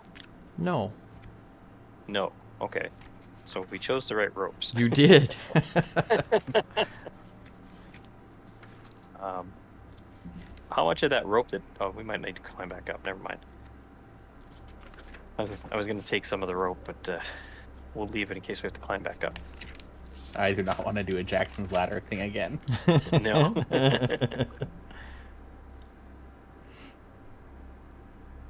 If the rope I came down looks much sturdier than your rope tied to the other rope. So doors, You got one door at the Uh, far end. Yeah. right? Nothing, no other distinguishing features in the room, No. and nothing laying around. Pretty smooth walls. Pretty clean and, well, not clean, full of dust and a little bit of rubble, but nothing else. Just the one odd chest at the top of the wall. Yep. All right. I think we should survey the door. You said you found a key, Ragnar? Yes. I did find a key. Let's see if that key fits the door, so we get out of here. All right, I'll use the key. All right, Ragnar, you used the ruby key before, and it was on a pair of big double brass doors that were shut. And it had a reflection of an emerald in it, so it kind of matched. This one is just a simple door. It looks like a little steel and wood reinforced door. You're going to go use the key on this, and you realize there is no keyhole. It's just a standard doorknob and a little metal bracket at the bottom of the door. All right, then I guess I will say, well, looks like this isn't the right key, or there is no key for this door. Essentially, he has a key for a door. This is just a normal door. It's not even locked. Oh, not even locked. Oh, well, let's just go right through it. You do. Open the door and it opens up into a hallway beyond. A hallway, normal worked stone hallway like you've seen before, leading off into darkness. Still gonna have the torch going, Mr. Ragnar, and lead us up? Yes. All right. You walk down the hallway until, for a fair amount of time. You're gonna walk down this hallway, and some time will pass as you go, maybe making small chat or doing whatever you're doing. Essentially, Ragnar, you're gonna come to what looks like a dead end before you. You're gonna come up to a wall, just similar to what you've been walking through, worked stone. Seems featureless and flat ahead of you as you come up to it.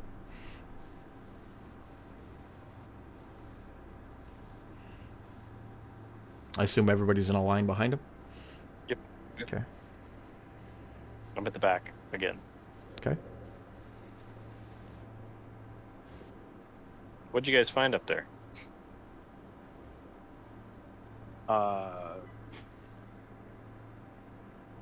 What was it again? Sorry. Dead end. Dead end. We found a dead end. Nothing. We thought we found a dead end before. I'm going to do another perception. Okay. There we go. 2 for 2, 22. Oh, Nice. man, you're an amazing check. You go over to the wall and you can do a series of feeling around it for any kind of cold air, secret doors, levers, and markings, whatever it is, and you just can't find nothing. You do a hell of an inspection. You got a 22. You're looking this thing over, but there's nothing. It's a wall. This is an actual dead end. What happens when we hold the key up, any of the keys that belong here? See if it reveals any kind of secret doors or anything. That's a great idea. You can pull the key out and hold the key up. Doesn't seem to react.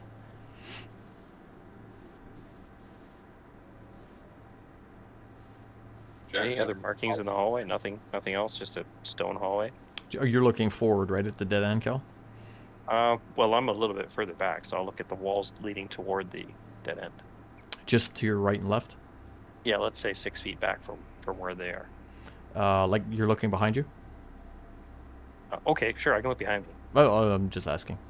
I don't know how close I am to the end wall, so You'd be behind all the we're all- guys, so maybe 10 probably feet. not all crowded in there. Okay, Yeah. yeah. So let me check the walls leading up to the wall. All right, you're going to start scouting around behind. As you turn around, before you is a closed wooden door with 2 torches Oh. burning, one on either side. Fellas, there's a door here and some light. Do you guys see it? Everybody turn around. Turn around. Or am I back at the tavern again? Oh. Everybody turns around, essentially sees the same thing. You're now at the front, so you'd be the front. Everybody be behind you, Ragnar at the back. You guys are looking at a door with 2 torches on either side. Try the handle. Okay. Reach down, turn the handle. It'll open into a room. Okay. Peer into the room. Don't walk into the room. All right. Magical doors are kind of not the thing you want to just run through. All right, opening the doorway, you are greeted by a nobleman's study. A large leather-padded chair sits next to a roaring fireplace, so it's lit up, on a well-woven rug. Small tables nearby the chair hold books and parchments. A large gold-framed painting of a blonde young noblewoman in a fancy blue dress is hung over the fireplace. A small wooden door is beside the fireplace, as well as a bookcase.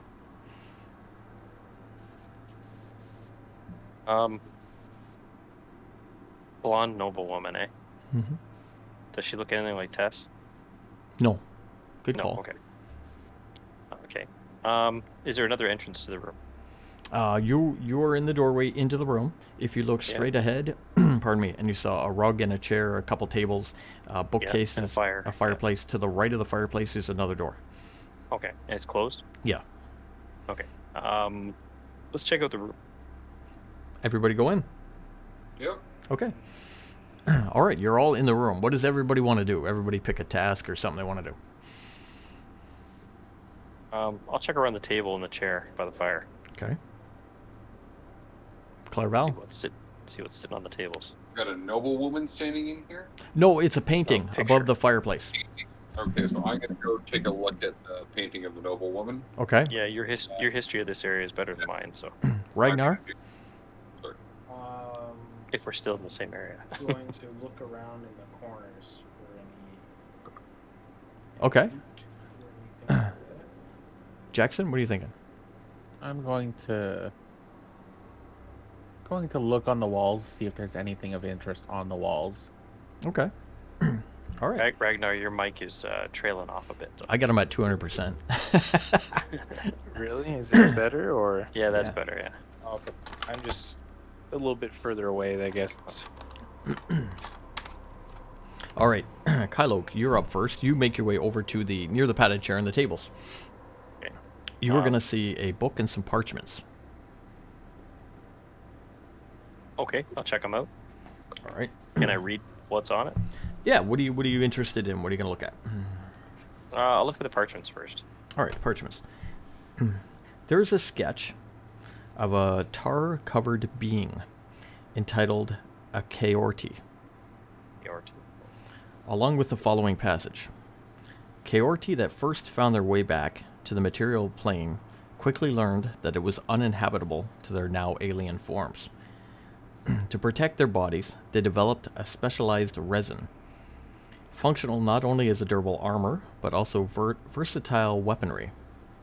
The resin is incredibly malleable and resembles a black tar-like substance.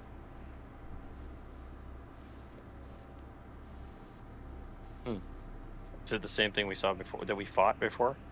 I don't think you fought. Oh, the creature. No. When you first entered the dungeon, there was a creature called a Malleable, but it was just like a flesh kind of creature. Oh, okay, it wasn't the same thing. Okay. Right. Now, Clairvel. No. Okay, you're reading this. Okay. What? Okay. Also, is it just a one piece of parchment? There's essentially it's drawings. So there's a drawing of this humanoid with this tar-like substance on him, kind of like Venom and Carnage, right? Where it's all coming off and shaky and whatnot. Okay. What of the book? The book itself, if you open the book and read it, I will read you the following. The Far Realm is outside the known multiverse. In fact, it may be an entirely separate universe with its own physics and magical laws. Where stray energies from the Far Realm leak into another plane, matter is warped into alien shapes that defy the understandable, geometry and biology. Aberrations, such as mind flayers, beholders, are either from this plane or shaped by its strange influence. The entities that abide in the Far Realm itself are too alien for a normal mind to accept without strain. Titanic creatures swim through nothingness there, and unspeakable things whisper awful truths to those who dare listen. For mortals, knowledge of the Far Realm is a struggle of the mind to overcome the boundaries of matter, space, and sanity. Some warlocks embrace this struggle by forming pacts with entities there. Anyone who has seen the Far Realm mutters about eyes, tentacles, and horrors. The Far Realm has no well-known portals, or at least none that are still viable. Ancient elves once opened a vast portal to the Far Realm within a mountain called Firestorm Peak, but their civilization imploded in a bloody terror at the portal's location. Even its home world is long forgotten.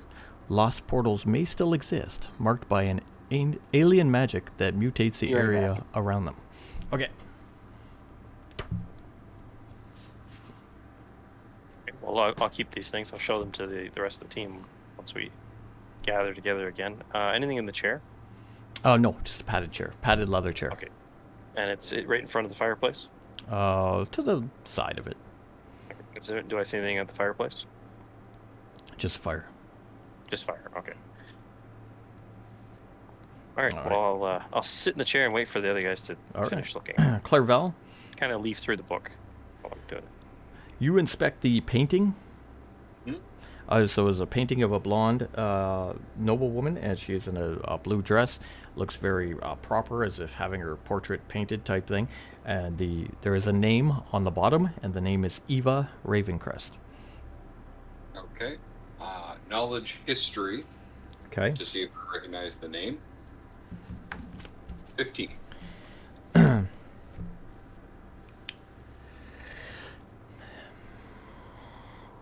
Ravencrest would have a family, but he was the one of note. He was the main noble of note. His own children weren't well off enough to be written about or anything like that.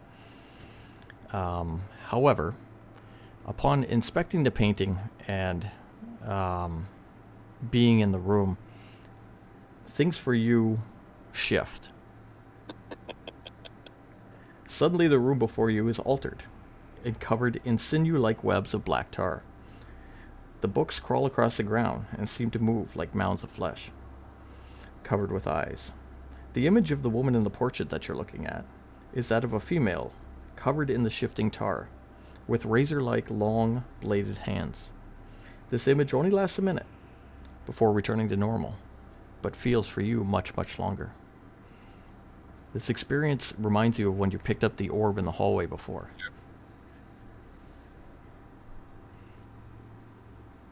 That was unsettling. I say with a shiver. All right. Ragnar looks around the room, kind of checks out the corners and everything like that. Not too much else there. It's well kept. It's clean. Just kind of pacing around. Jackson, you make your way over to the walls, did you say? Yes. You can see that on the walls there's bookcases, and there are a series of books. The books are stories on or about elven mages who attempted to reach the Far Realm. Almost all of the stories end in disaster. That bodes well.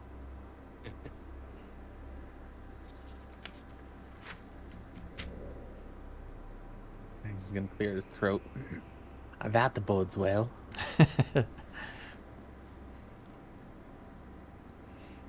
All right. That's what each one of you found individually. What's Tess doing? Tess is surveying the room, looking around. She's human. Yeah, she's human. She's right? human. Okay, well, I found some. Since they're all done, I'm just gonna motion them over toward the fireplace. I found some sketches of some creatures, and this book talking about the Far Realms. As I close the book, does it have a name on it at all, like a person's name?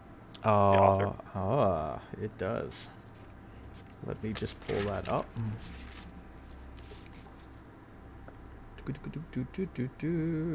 Right there. Raywind Ravencroft. Raywind. Seems to be his journal. So this Ravencroft family is into some dark shit, guys. This book talks about portals and lost portals to the Far Realms, with creatures called Mind Flayers and Beholders. Sounds very dark. I'll explain the vision I saw as I was looking at the portrait. Okay. The expression was reminiscent of when I had my hands on that earlier. The thing you saw looked like this. I'll hold up the parchment. Yes, as I shudder. Here, you can keep it. I'm good, thanks. I'm kidding. I'll keep it. I'll file it inside the book, Okay. so we can take it with us. Take the book with us. So the fire is burning, right? Fire is burning. I'm going to go investigate the fire. Okay. Does this fire look like it's magically burning and continuously burning that way, or has someone been feeding this thing wood and recently? Magically burning. Okay. I feel a little better about that. Yes, a magical room shows up with magical fire, and you feel better. Okay. Well, the alternative is someone was feeding this fire that we're going to be encountering soon.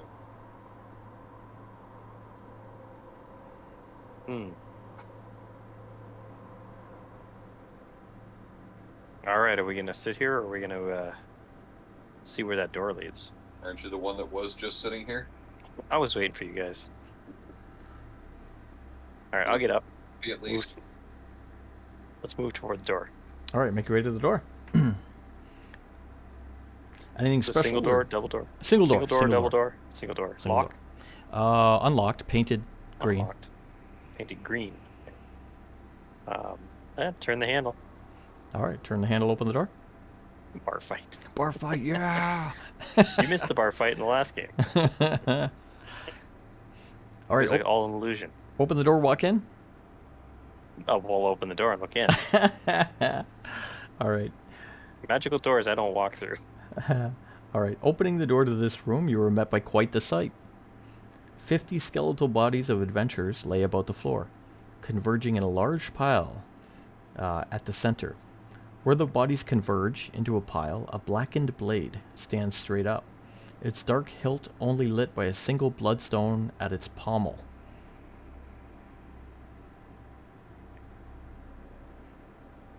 They all can see this.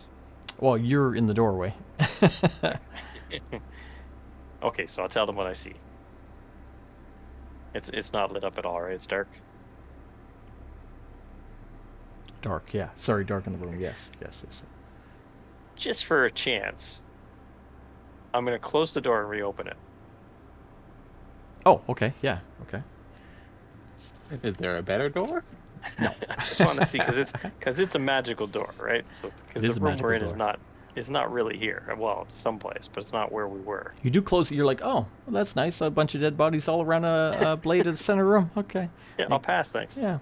Close the door before you, and then you reopen it, look back in. Unfortunately, it is still there. Okay, so the door doesn't move. The doors are fixed points. That's a bad thing. Well, it could be a bad thing. Okay.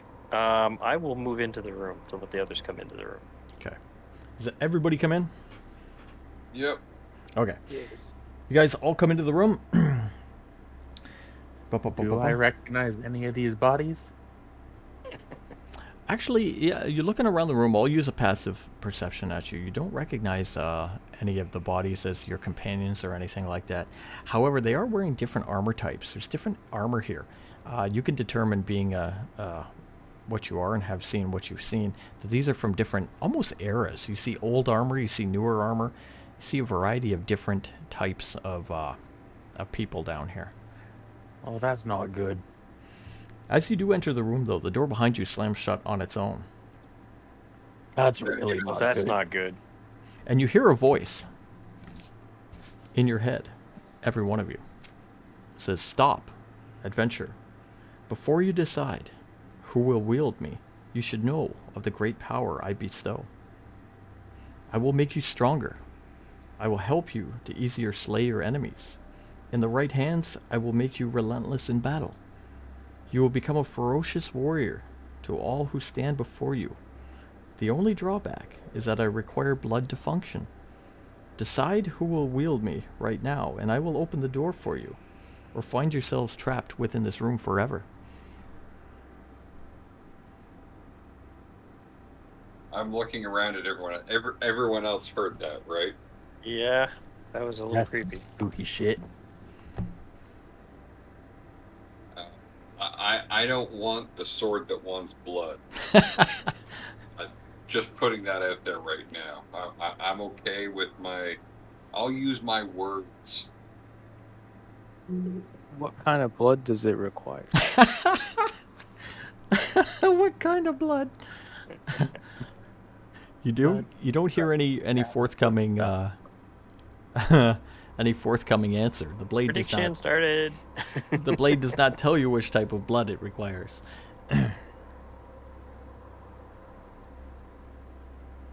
Just a quick investigation now that I've shaken off that creepy voice in my head. Okay.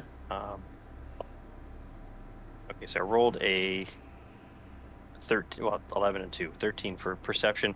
Do the you said the bodies look like they're different eras. Do they look like they all died in the same battle? Yes. Okay.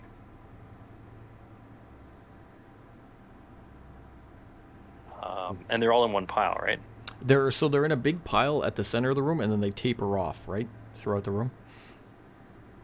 Okay, so they didn't all die in the one place, or they haven't been all piled together. Okay, We agree that's definitely cursed, right? I think it's cursed. Jackson Let's see will what the approach it audience and- thinks. The audience wants us to pick it up. The timer's not done yet. There's still 49 seconds. You gotta break some eggs to get that magic sword. Alright, so I'm not touching the sword. I only use short swords. So I'm a fighter. I use everything. I'll approach and consider it. You and the dwarf can fight over it. Oh, we're gonna get that argument that Frosty wants. All right, Jackson's considering it.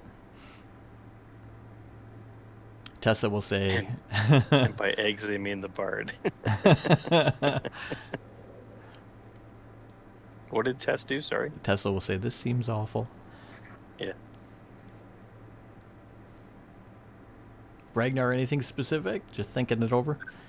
And this is the one Yes. who's got a pact with one of the otherworldly patrons. Yeah.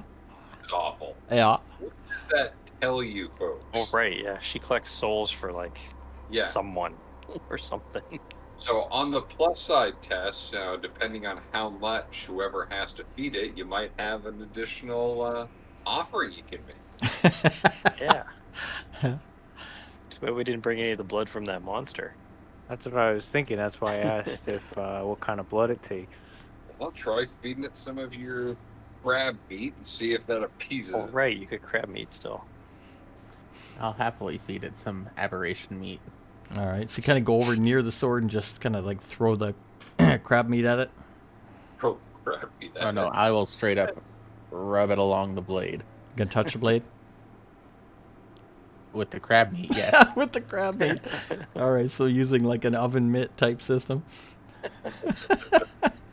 Oven mitt of crab meat. Where's those size-altering gloves that we had earlier?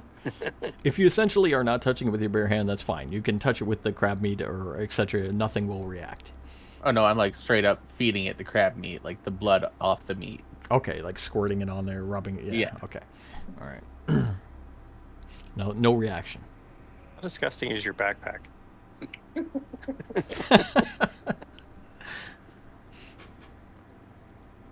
this sword have a crossguard? Yes. Oh, let's see what the predictions I said will. here. Yeah, let's see what they say first. So they said 18% cursed, 82% magic sword. Good stuff. I'll pick it up. You gonna grab it? Yeah, sure. All right, sick. Where is it? Give me a. It's not will. It is wisdom. Give me a wisdom save. Oh joy. Oh. How does a 0 do? All right. You notice him pick up the blade as he draws the blade. Kind of stands there for a second with it in his hand.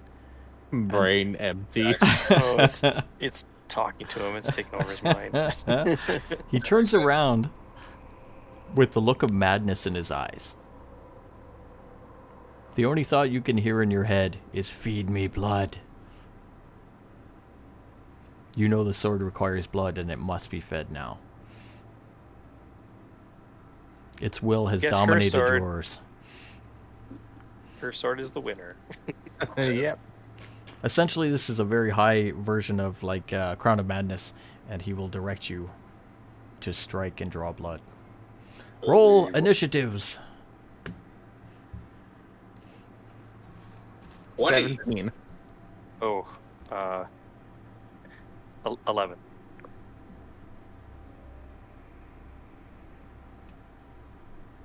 Ragnar, what you get? 13. 13.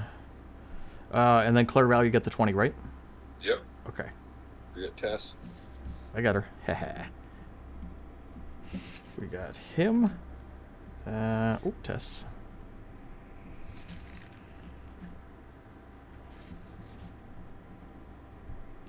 We got him. And that goes Rag. 3, 4, 5. There we go. Okay. Cleval, you were Did first. What did the insane person get?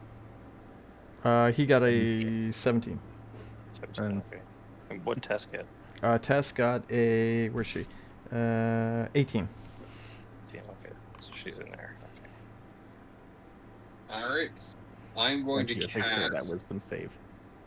Minor Illusion, Okay. and I'm going to make it appear like there is a pool of blood along the stone where basically the sword was, to try and convince him to jam it back in there. Oh. Jackson, Okay. there's blood right there. You can feed it. Okay, we'll have to resolve that on his go. Yep. Tess, she's like, oh, this is bad. Should we kill him? Not yet. All right, Jackson. So essentially, you do, the blood is there, you believe. If you interact with it, you get a save. But essentially, there is blood there. It does make a good point. Your action to use the blood versus slaying anyone would be the preferable choice. I'm also still holding crab meat in one hand, aren't I? Yes.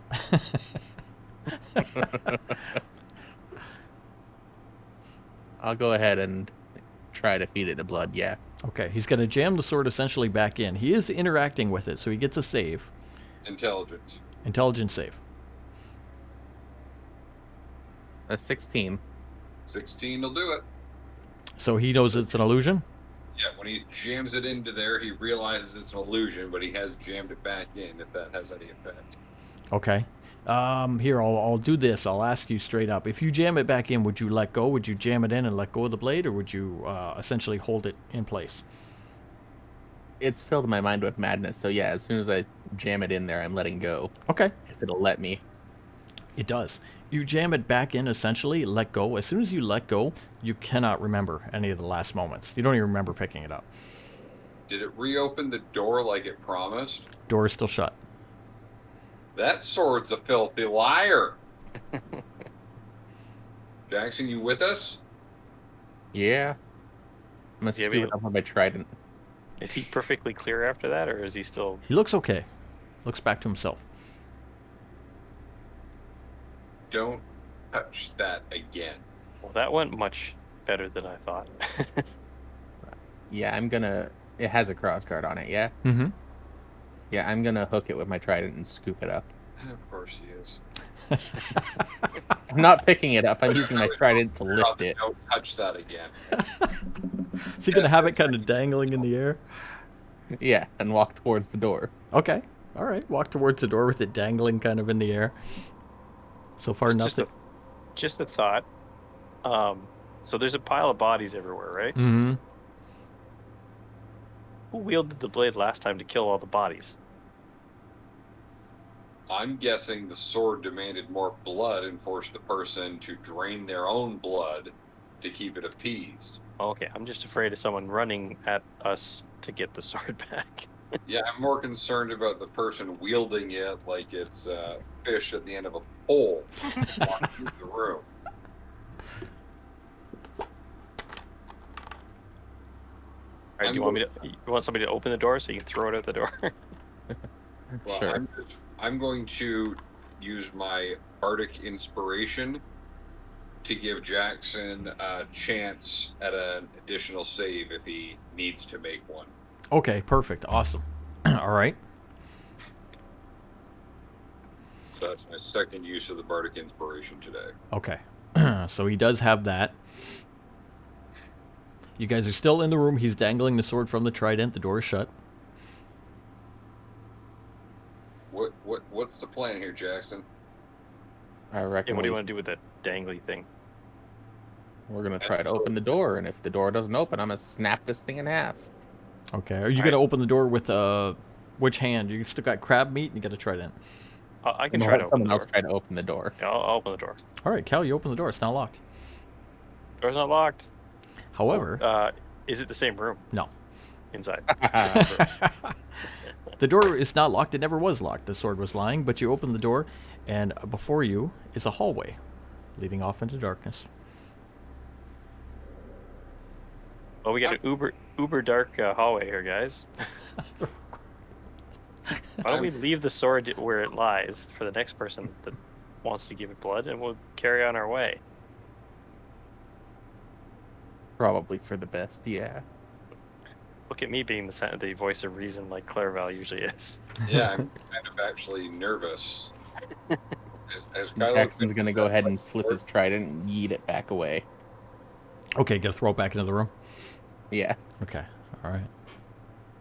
Sword goes back into the room. Where you guys go forward? I'm just gonna before we leave, I'm just gonna grab one of the bodies and throw it over top of the sword just so that it's Do what Chad said and throw the crab meat at the sword as well. Throw the crab meat at the sword. Yeah, All right, so the or- body is essentially covered the sword so it cannot be seen. Right. Just a little extra layer of protection. Hey, before we leave the room, is there anything that is interesting to grab? Yeah, you want to look around? Yeah, there's a backpack Sure. on the body. Just I got 14 for perception. All right, so the main thing in here is that they're dead bodies of adventurers. These guys are wearing a variety of different armor. Now, most of the armor is still intact. So there's, there's various armors around the room. There's some leather armor, scale mail. A guy will have a breastplate, that kind of thing here and there. It's not destroyed armor by any means. It's all usable. You'll find adventuring gear, so I'll give you another thing of rope if you want it. There will be a dagger or two in here. We'll have Much some rope? more torches. 50 feet? 50 feet of rope. Okay, how many torches? I will give you 10 torches. Just distribute those amongst us. Okay, I'll take 5 since I've been the one using most of the torches. Okay. Well, You said need any. there's some leather armor or Leather armor. studded There's armor? be a suit of Is- leather armor, studded leather Okay, armor. studded? Okay. Just gonna take a look at it. I'm a I think okay. I believe I'm a leather worker. You'll What was find that under a again? quiver of arrows. I'll Kylo. take the arrows Okay. for sure. There's something in my backstory about being a leather. Do any of these bodies have a sheath on them? Yes. Oh, I have leather workers tools, so yeah, I have a background in leather. So I'm just gonna see the quality of it. It's fair quality. It's a standard okay. armor. Okay, I'll take the suit with me. Okay. Take a moment to get the skeletal remains out and pack up a nice suit of studded leather armor. If any of the sheaths look like they'll fit, I'm gonna try to slide that over the sword before we leave. Okay, gonna Under uncover the under the skeleton. uncover the sword from No, under the back bodies. on top after. All right, so you take the body off and try to put a scabbard on the sword, which you can. Did you touch the sword? Don't touch the sword. Now he slides it over the blade and kind of holds onto the scabbard part of it. Are you gonna take it or leave it? I'm gonna put it on my belt, Oh, of course he is. and I'm gonna look. If we find someone that we can't reason with, we may as well make them insane. Okay. All right. Okay, let's come up I'm with weaponizing curses. cursed magical sword. That'll help with chances. So we add one cursed magical sword to our inventory. Yep. All right, you pretty much clear out the room. Did Ragnar find anything that he likes? Did Ragnar look around? If he does, he would find the same thing. He would find, adventuring supplies. Yeah, that's what I wanted to do. Okay. Okay. Same idea, Ragnar. You could probably find another 50 feet of rope if you want it. Yes, please. Okay. I did DM you that failed wisdom save so you can see how Oh. badly I rolled. That's awesome. What did he roll? I have a -1 to wisdom, Oh, wow. and I rolled a 1, so it was a 0. Zero. All right, you guys pick the room clean. All right. Let's head down the hallway. Who's got the torch? Well, we all have torches now. So, but somebody still have one lit. I'll keep one lit to help Tess out. All right, you're gonna make your way down the hallway. All right, so after moving down the hallway for quite a while, you feel a drop in the temperature. You can visibly see a frost on the stone walls and the floor. Ooh, comfy for Jackson. Finally, you pass through the end of the hall and into a large cavernous room. A ledge of dirt and rock stretches out before you, then drops off into a deep natural chasm. This could be a continuation of the same chasm that you've seen before, so at the beginning of the dungeon. It seems similar. The ceiling vanishes into darkness, as does the pit below. Looking out over the darkened hole. One- Oh, Sorry, go the ahead. one where the jail cell was. Yes. Okay. Looks similar idea. Just for so you know what you're looking at. Yeah. Looking out over the darkened hole, you can see the other side as two red burning braziers somewhere down out of sight illuminate an opposite ledge with an arched passageway beyond. Near the with an arched passage beyond and what looks like a large mechanical lever near the passage. Suddenly, 4 figures rise from the floor on the far end and stand opposite you.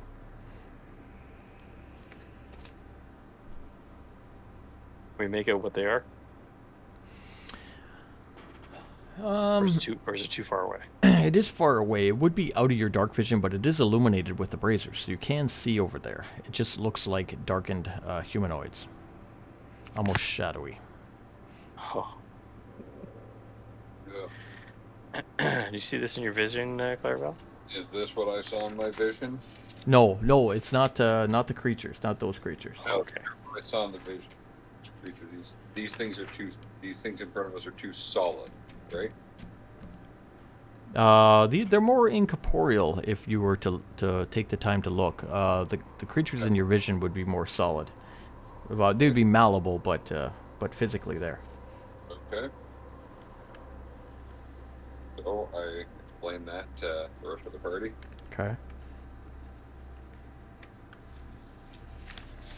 So this cliff ledge goes down somewhere.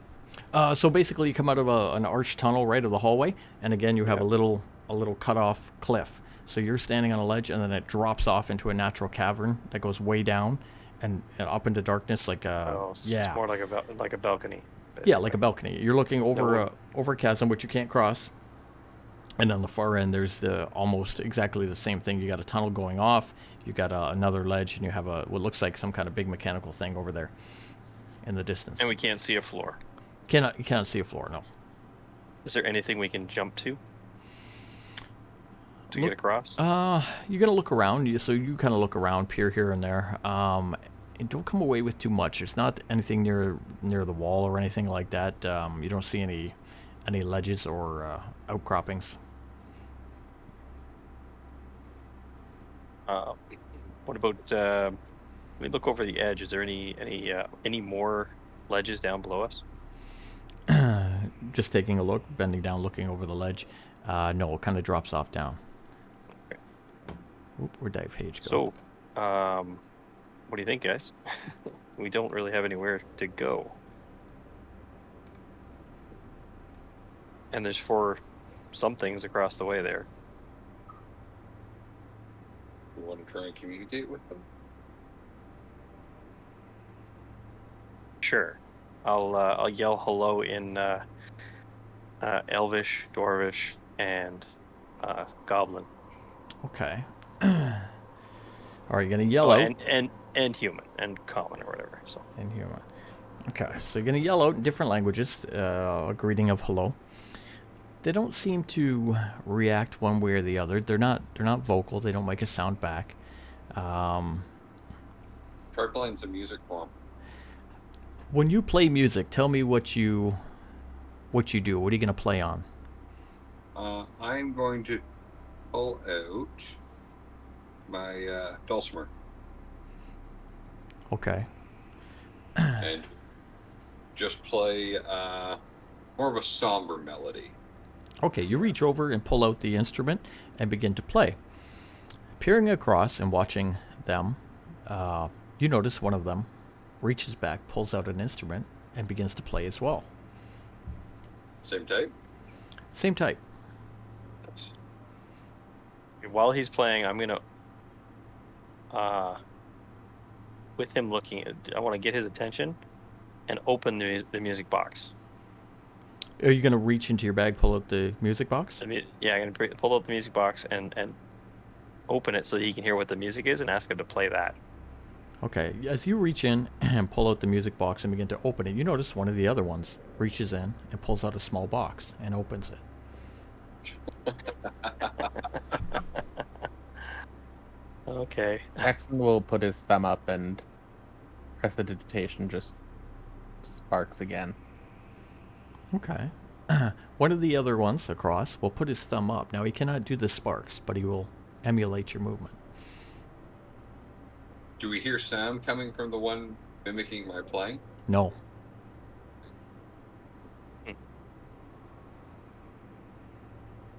Okay, This is so spooky. it's not a mirror. There's something there, because they don't look exactly like us. Well, and they're Can't do my magic fingers. copying us after we do something, right? Yeah, Mhm. yeah. Okay, just try to play this melody. See if it does anything to them. Okay, you Alright. play the music box? Yeah. Yeah. Well, I'll he's do gonna it. have to play it because the music box won't be Okay. loud enough, right? All right, I'll so do he's going to Sure. emulate the song. Yeah, okay. 20. Oh, nice. All right, so you emulate the song perfectly. You make this this sound from the music box that fills the chasm with this music. They don't physically react to it. The fact that he's playing it, he's playing so well, and his movements, the one playing opposite him is doing the same thing, moving the same way, playing the same type of tune. Does it do anything to the area? No, area doesn't No, change. okay. All right. So there's no musical magic Hey, thing. So my music is magical, okay? your music's beautiful. That's great. Good job. That I'll was toss him a gold coin. You toss a gold coin to him? Yep. You see one of the other toss a coin. We could do this all day long. How far away does this look? 120 feet. That is exact range. I'm gonna pop a firebolt. Okay. Oh, no. We're about to Okay. get hit by a shadow firebolt. Yep. It's a 21. All right. You shoot a firebolt out across the chasm. As you shoot one, you notice the guy on the other side shoots a shadowy version back at you. Your firebolt goes across the chasm, lighting it up as it goes until it hits the other side, and you hit one of these square on its person. You notice the creature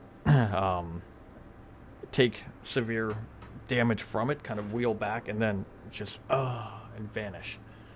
But just a thought. It's not the exact copy because they would have met in the middle, right? They do meet in the middle. His Oh, they went through yeah, each other? Yeah, they go kind of Okay. through each other. But the other one coming here is not. Real. Yeah. You want me to roll damage on that at all? Essentially, you would have done damage, and you do kill the creature, for lack of a better term. Wow. Okay. Incoming? Is the shadowy bolt coming in? Shadowy bolt will come and hit about where the other one hit, but it won't do anything. It just emulates the explosion and fades away. How did the other three react to his killing the mate of the other, or the companion of the other ones? They don't. We don't. So now there's three, or there's So- four of us. I'm about to say there's 3. There was 4, or sorry, I'm sorry, I forgot Tess. There would be 5. I'm about to say, Oh, shouldn't it's there be five. Okay. This is 4.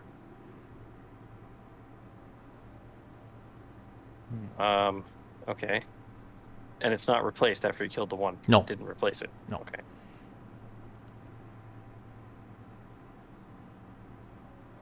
Well, we could stand here and we could. Well, I don't know if I can't shoot that far. Yeah, you can. Oh, can I? Okay. We can stand on this ledge and kill them with still no way across, or we can figure out how to get across, and I then just deal with wanted them when we know have to if deal I with was them. able to reach. Yeah, you're able to reach. So what? Anybody have any ideas? Because I'm out of ideas. But we need to figure out a way to get down. Shoot first, ask questions later. Mm-hmm. Not always a bad plan. Not always. Crossy, stop encouraging them. Hard enough to keep them respectable. Out for blood. And stories we can tell around a roaring fire with a pint of whatever. This is why no one plays it. I throw bodies in the chasm till it fills up, and I walk across.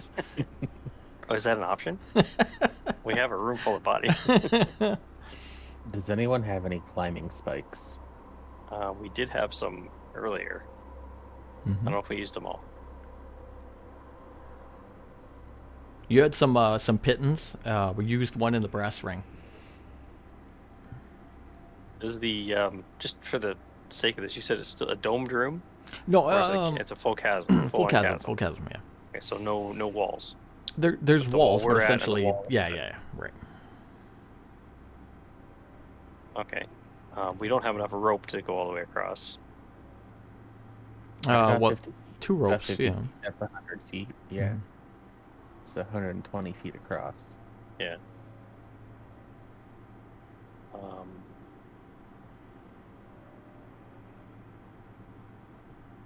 anyone strong enough to throw it across with a pitten on it?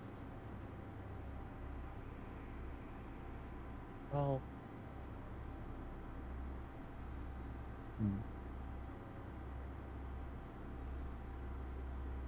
I was What's more up? thinking.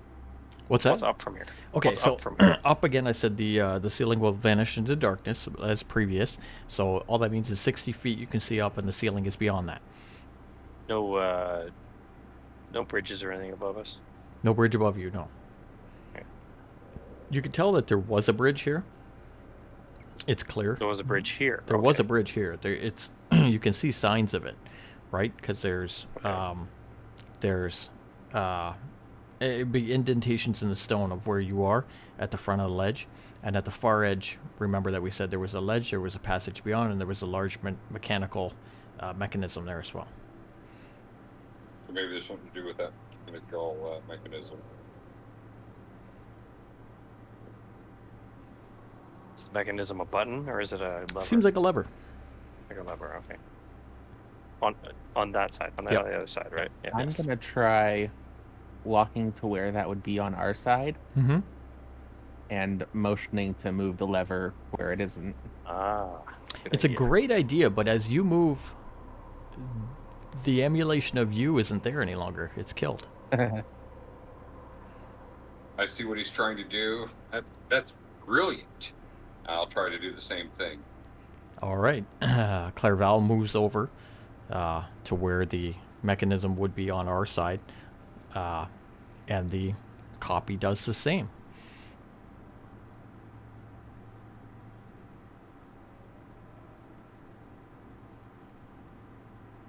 Are you just moving there? No, I pull a lever. Oh, you got to pull a lever. I'm sorry. So you emulate the pulling of the lever. The thing on the other side will emulate the pulling of the lever and pull the lever. At that point, you will hear a loud mechanical grinding sound as a bridge does retract out from the far end slowly and make its way over to your end before docking on the ledge. Okay. Right. Violence wasn't the answer. The large mechanical sound rings out throughout the chasm and then suddenly stops once it docks, echoing for a little bit and then quieting down.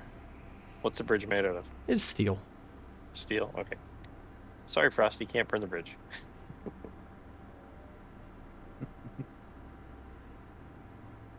I'm sure Frosty will burn many of bridges in his life.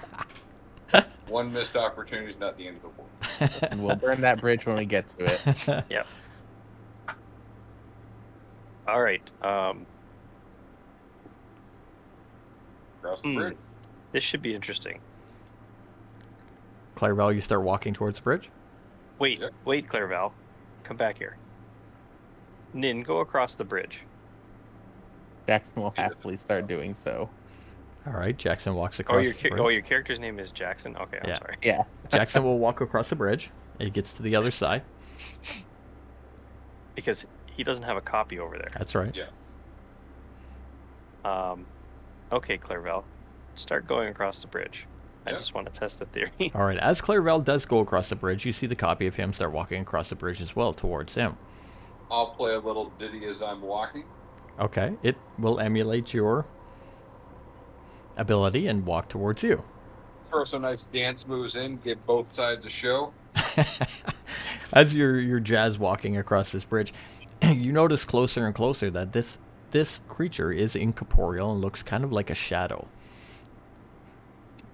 I'm going to watch and see what happens. His own bardic knowledge would tell him that this is a creature of necrotic. Yeah.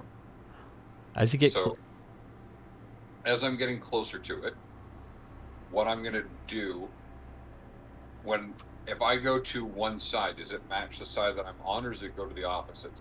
matches the side you're on.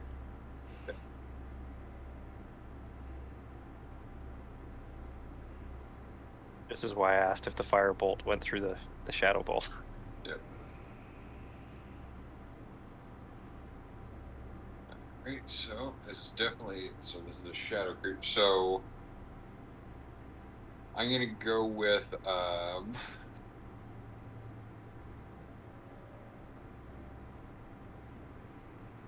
as I get closer to it,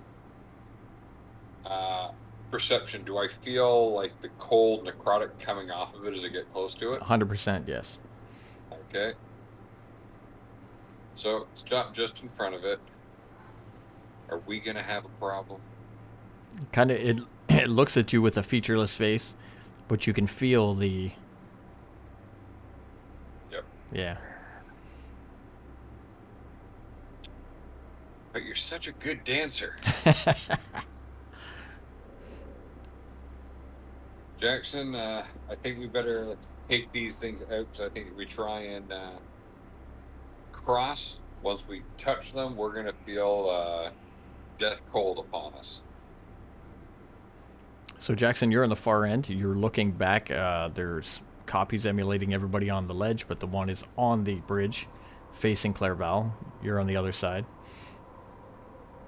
I will approach the one that is closer to him. Okay. And once I'm 30 feet closer and have a little bit of distance from the other ones, firebolt. All right. My solution to everything. Roll to hit with Ooh. Firebolt.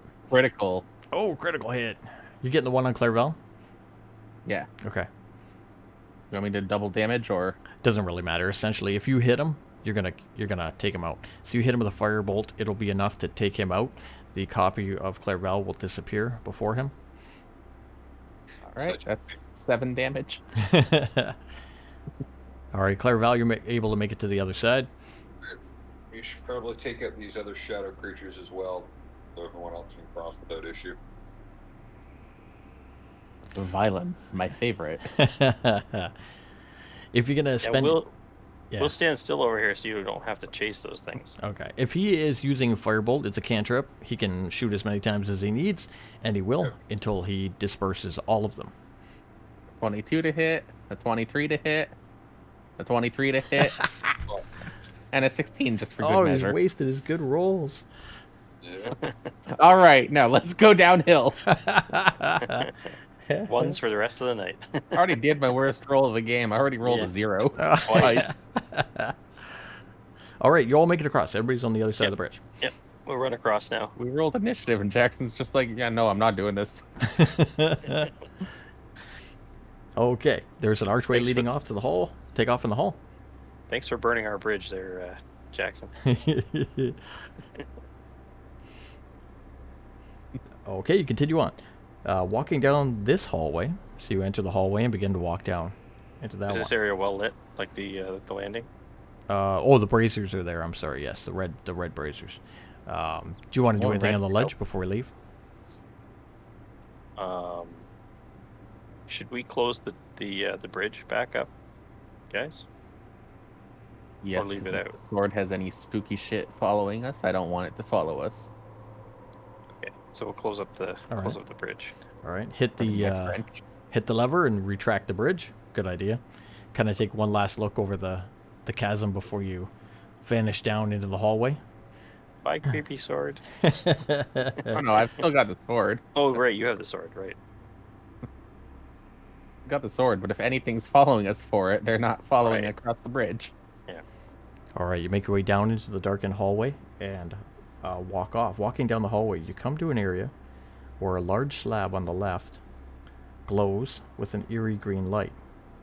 The slab rises 15 feet to the top of the worked hallway and depicts an alien face amongst perfectly straight green glowing lines running vertically to the face and then arching right, left, and continuing straight at the top.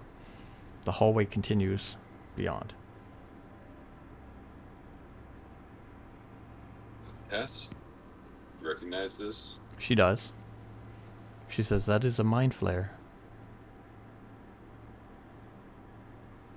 Goody.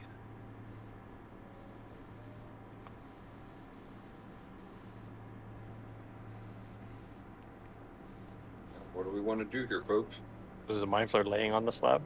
No, so on the wall, like worked into the wall. So you Oh, have on the worked, wall, okay. yeah, you got worked stone hallway, and say on your left, Well, there's the a slab is on the wall. yeah, it's just a worked-in piece, 15 feet tall, got a giant face of like a mind flare on it, and then some perfectly straight, Richard Candyland. perfectly straight lines going up it with a slight green glow. So it's the door. Can we Maybe. see its eyes? You can see its eyes. I'm going to walk back and forth and see if they follow. They don't physically follow like googly eyes, but you get the feeling that it was I'm watching being you. watched. Yeah. Does it look like they would move apart? The slab? Or the slab would move? What's your background again? Folk hero. No. No. Can't tell. Is there a burglar in the house? Or an engineer? Or an engineer, yeah. Do we have an engineer? Ragnar, what are you thinking? I think the dwarf might be asleep. Ragnar's sleeping.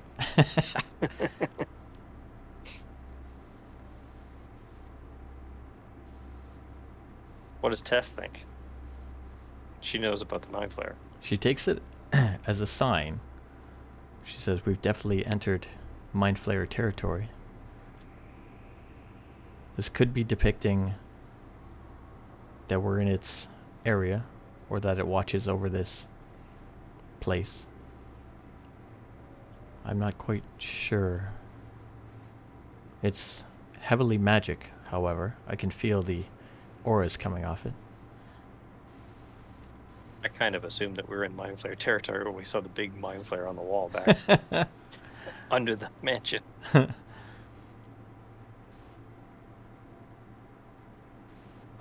Will this thing have anything? What can we expect, Tess? Going forward.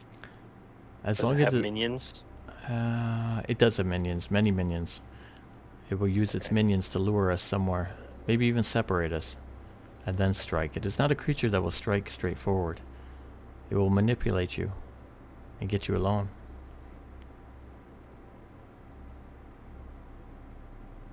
So this slab is here. What else is in this? Is this a room or a hallway? Just a hallway. Hallway. Anything at the end of the hallway? It continues on. So basically, this is just a marker. It's a feature. If you want It's a to do feature on the something, wall. up to you. It's. Are there any indentations or anything like? Do you want to look, touch? What do you want to do? Sure, I'll look at it. Okay, just look. Just a perception. Yeah, give me an idea. Tell me. I don't know. 20. All right. 18 plus 2. Do you want to feel for indentations on it? No, I'm going to look at the surface without touching it. All right, put your hands in your pockets, kind of look at it. Yeah, there's indentations. There are indentations in the groove where the light is running up in a straight vertical line. This face is kind of recessed out. The eyes seem a little bit separate from the carving kind of thing. No. Okay, I'll touch the surface. I want to feel if it's warm or Okay. vibrating or Touching the cold. surface, Cold to the touch because it's cold in here, right? put your hand on the surface. It is cold. Touching Yeah. it sets off green bright light along the vertical lines. So as you touch it, you just feel a little pulse, and the light that was running up it goes really bright white and then fades back kind of to a green. In your Stab head, it with the sword. after No. after a second, you can see the light kind of flash in the eyes and then fade. And in your head only, you can hear words. And it says, "Them come to me." I comprehend what the them is.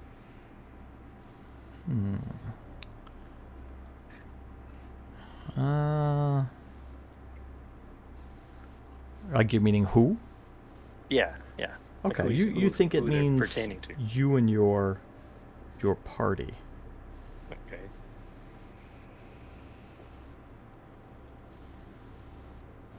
You hear it again. It says, "Them come to me." Okay, I'll say hello. Them come to me.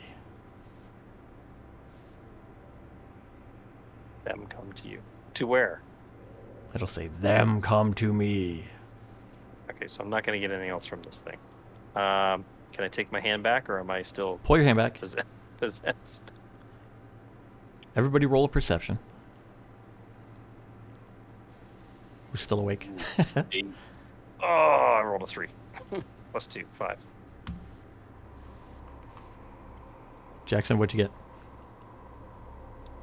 Oh, 17. 17. All right, Tessa got high too. You both hear a tearing, a magical tearing. Being familiar with magic and stuff, it sounds as if something magically opened. Maybe a rift, a portal, somebody plane shifted.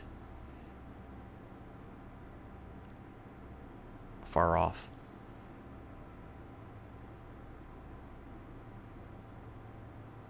Something's coming. Tessa will go, "It's now aware of us." Sorry, but the idea of him peeling his hand off the wall and hearing it tearing, all I can think is flesh Velcro.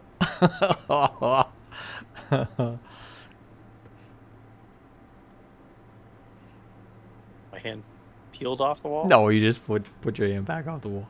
I just used the wrong word. Okay. You touched it, it lit up. Essentially, she's getting across it. The Mind Flayer is now aware you're here. Okay, Jackson. I'm gonna ask them, did they hear it say anything? No. Okay, I'm gonna tell them what it said. Okay. Them come to me. And she will say, "I think it's here." Its grammar's atrocious. As you back away from the image on the wall, start to make your way down the hallway, a little weary of where it might be or what it's As we doing. walk away, I'm going to look at the eyes on the wall. I'm watching you. I knew you were there. And it's 1 o'clock. That's where we'll call it. Sounds good. Perfect, guys. Good game. So we're stuck in a hallway. Stuck in the... Well, you're in a hallway. It leads off. Thanks for coming out, though. Oh, yeah, for sure. Somebody wake up Ragnar. So that he can hang up. I think maybe next week you need to play some music in the background. Oh, I got it now. Oh, do you? About Okay. halfway through, I forgot about it and I put it on. Let me go listen to the stream. You can just hear it. It's quiet, but it's there. Oh, yeah. I turned some on my Spotify while I was Okay.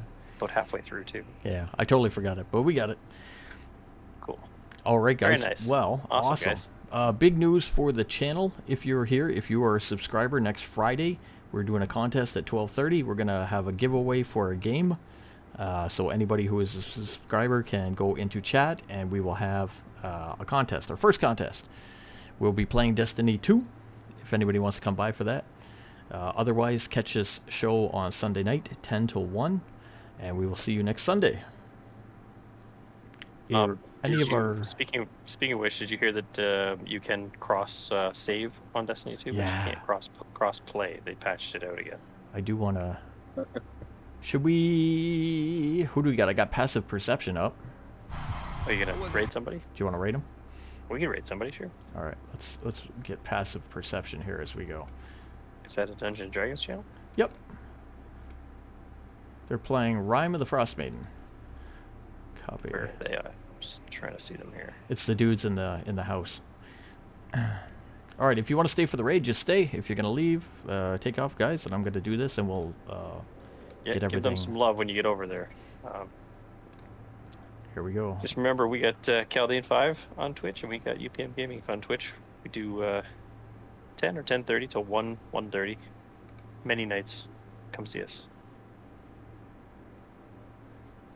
There we go. Raid enabled. Boom. All right, going over now. Have a good night, guys. I'll play us out. We're all done. See ya. Cool. I'll be right back. I'm just gonna go mute.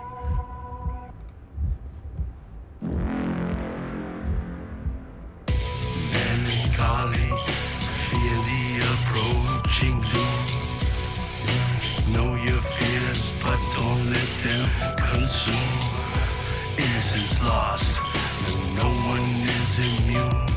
We all will know loss when we're under the pearl moon.